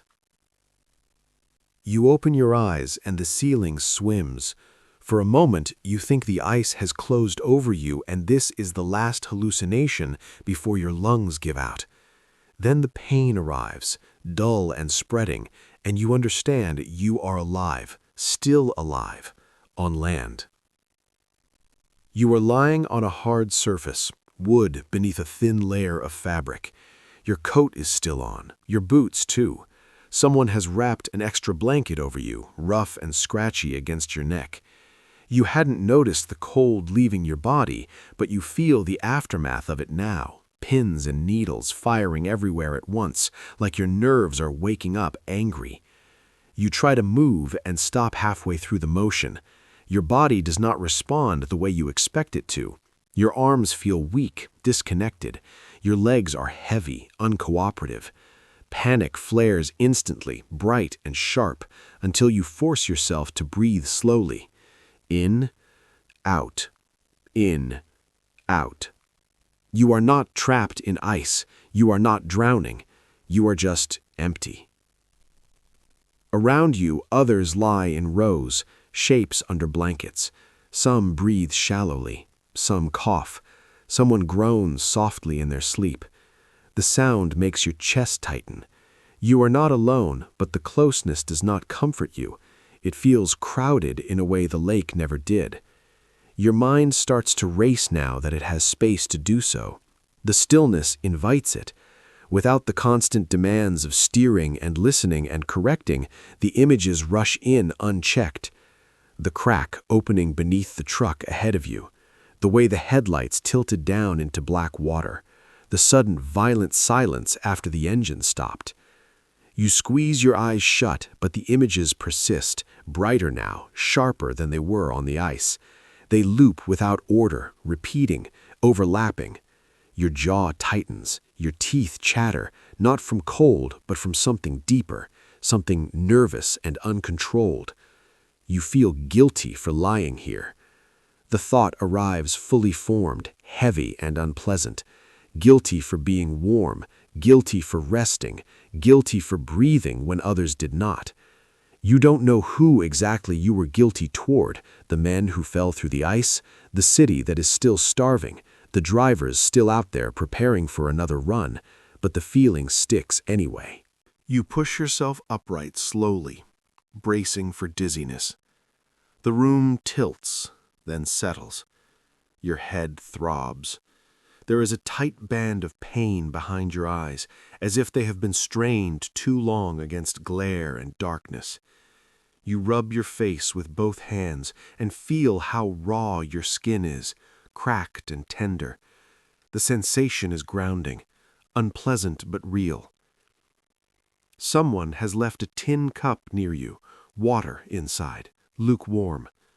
You lift it carefully, hands shaking, and sip. The taste is flat, almost metallic. It doesn't matter. You drink anyway, slowly, afraid your stomach will reject it. It doesn't. The water settles, heavy and cold, but welcome. Warmth continues to seep into you, and instead of relief, it brings pain. Your fingers throb, your toes burn. Sensation returns in waves that make you wince.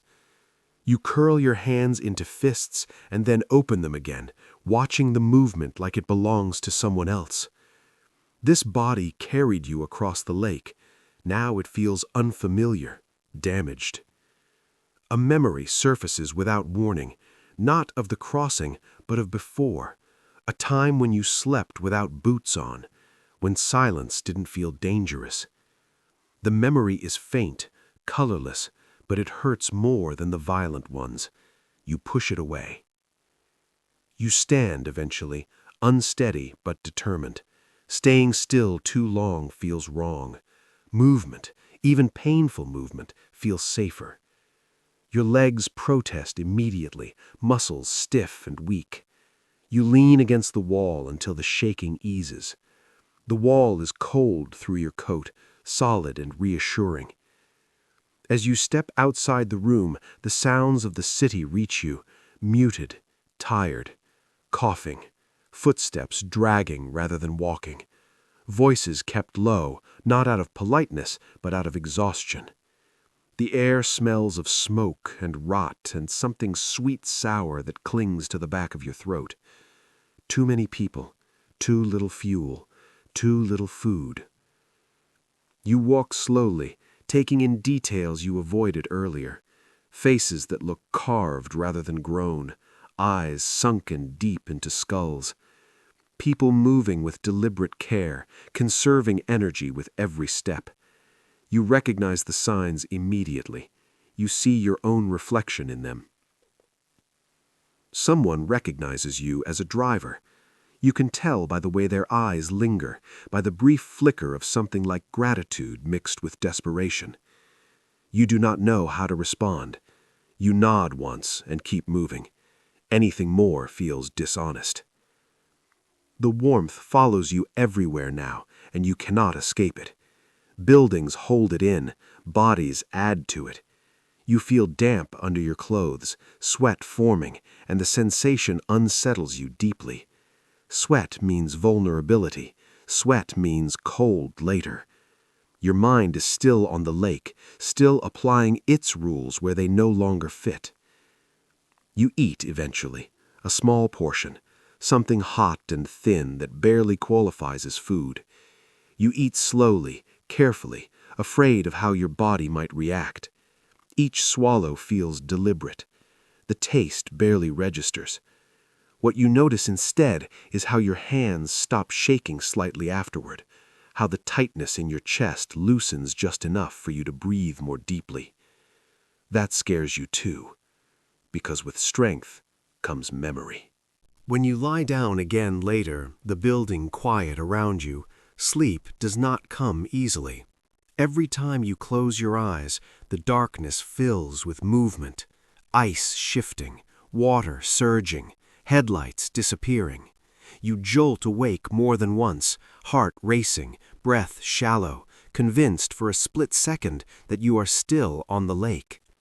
You listen to the sounds around you to anchor yourself, breathing, coughing, someone murmuring in a dream, solid floor beneath you, roof above.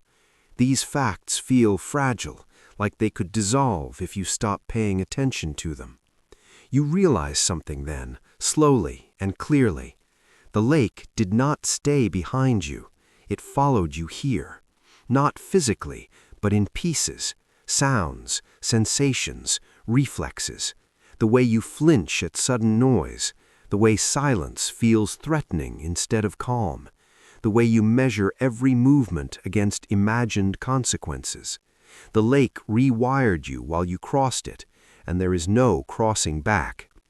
The thought is not dramatic, it is quiet, final. You survive the night, though sleep comes only in fragments. When morning arrives, it does not feel like a beginning, it feels like continuation, another day of carrying what the ice gave you and took from you. You understand now why some men volunteer to go back out as soon as they are able, not because they want to, but because staying still gives the memories room to grow. Movement keeps them contained. You sit up, rub your hands together, feel the lingering ache in your bones. You are warm, you are fed, barely, you are alive, and none of it feels like victory. Because the crossing did not end when your tires left the ice. It ended inside you instead, settling deep, where it will remain long after the lake freezes and thaws and freezes again, long after the road disappears and the world moves on as if it never existed at all. You wake before dawn again, even though no one needs you to. Your eyes open on their own, body already tense, breath shallow, heart moving too fast for a room that is still and quiet. For a moment, you wait for the engine noise to return, for the vibration under your spine, for the groan of ice beneath your weight. None of it comes, only the muffled sounds of the city waking reluctantly around you. You lie there and stare at the ceiling, and you realize something has shifted permanently. You are no longer resting between moments of danger. You are living after one. Your body feels older than it did before the lake. Not injured, not broken in any obvious way, but worn down to a thinner version of itself. Your joints ache when you move.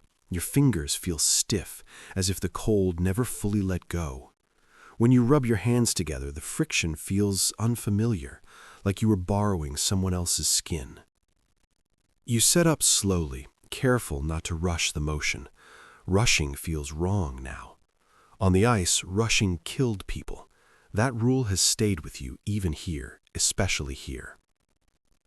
The room is dim, filled with the shapes of others stirring, coughing, shifting under blankets.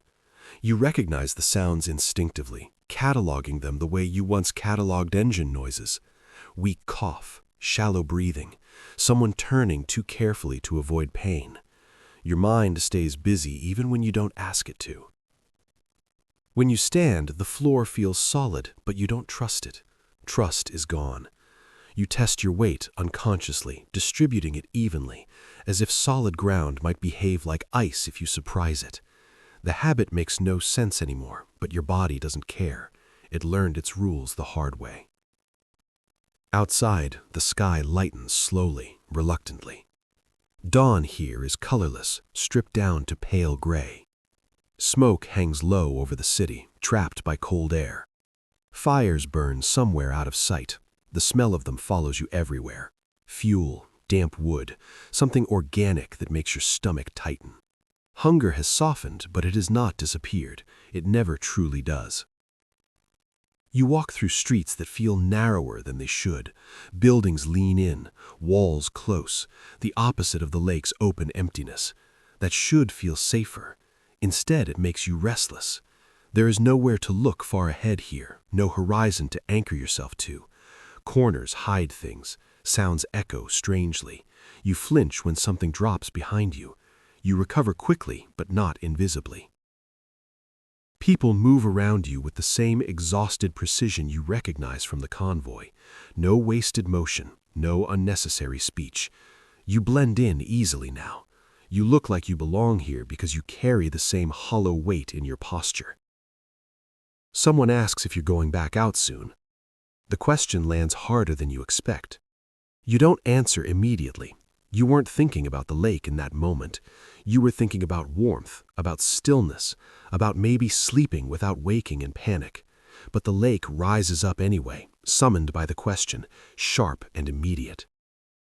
You hear yourself answer before you've decided. Not a firm yes, not a no, just something vague. Later, when needed. You realize that's the truth. The road did not teach you courage. It taught you something more dangerous, familiarity with risk.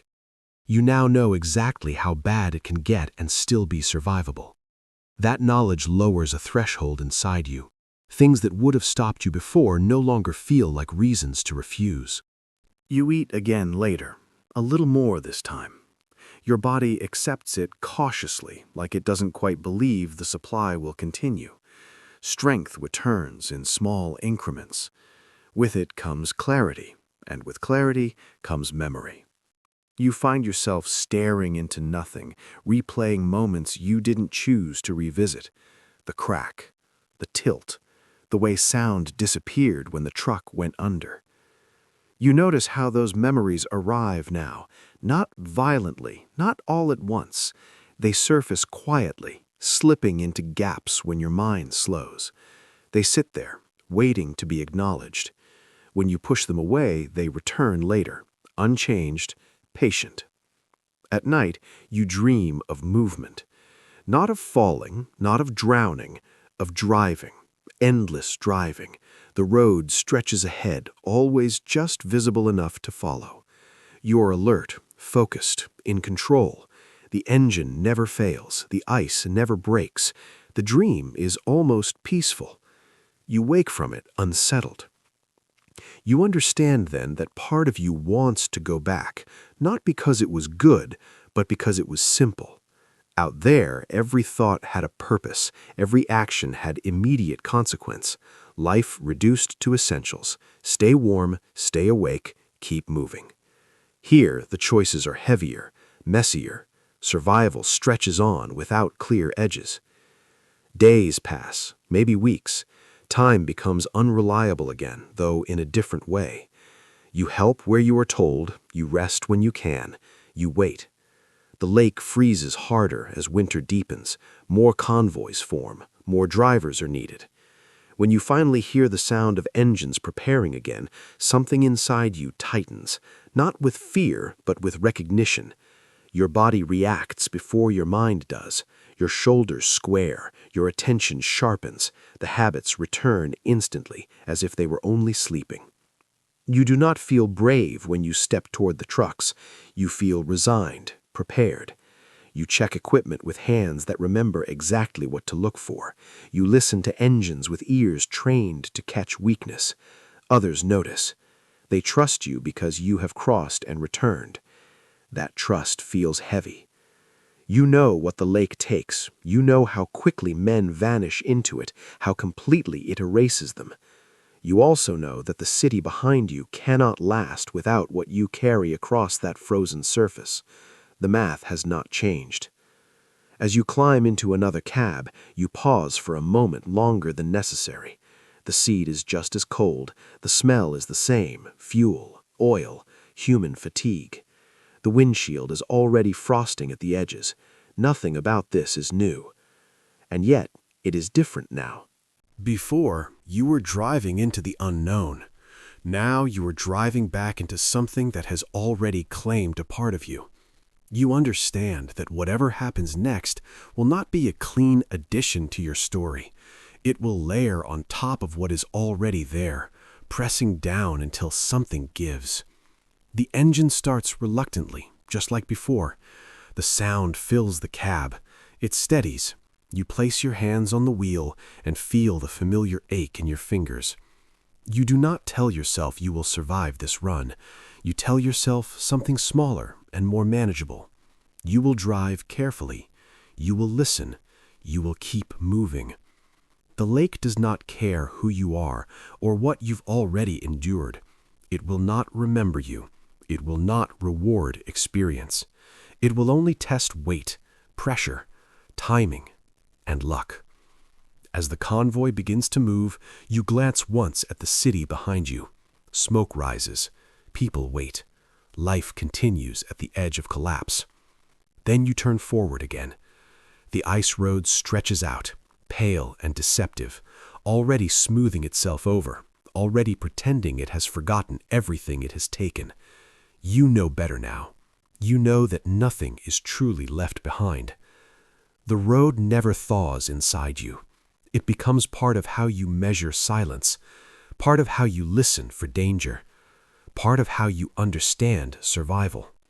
Long after the war ends, long after the trucks stop coming, long after the lake returns to being just a lake on a map, you will still hear it sometimes. A low, distant groan, a crack in the quiet, and you will remember exactly what it meant to keep driving anyway.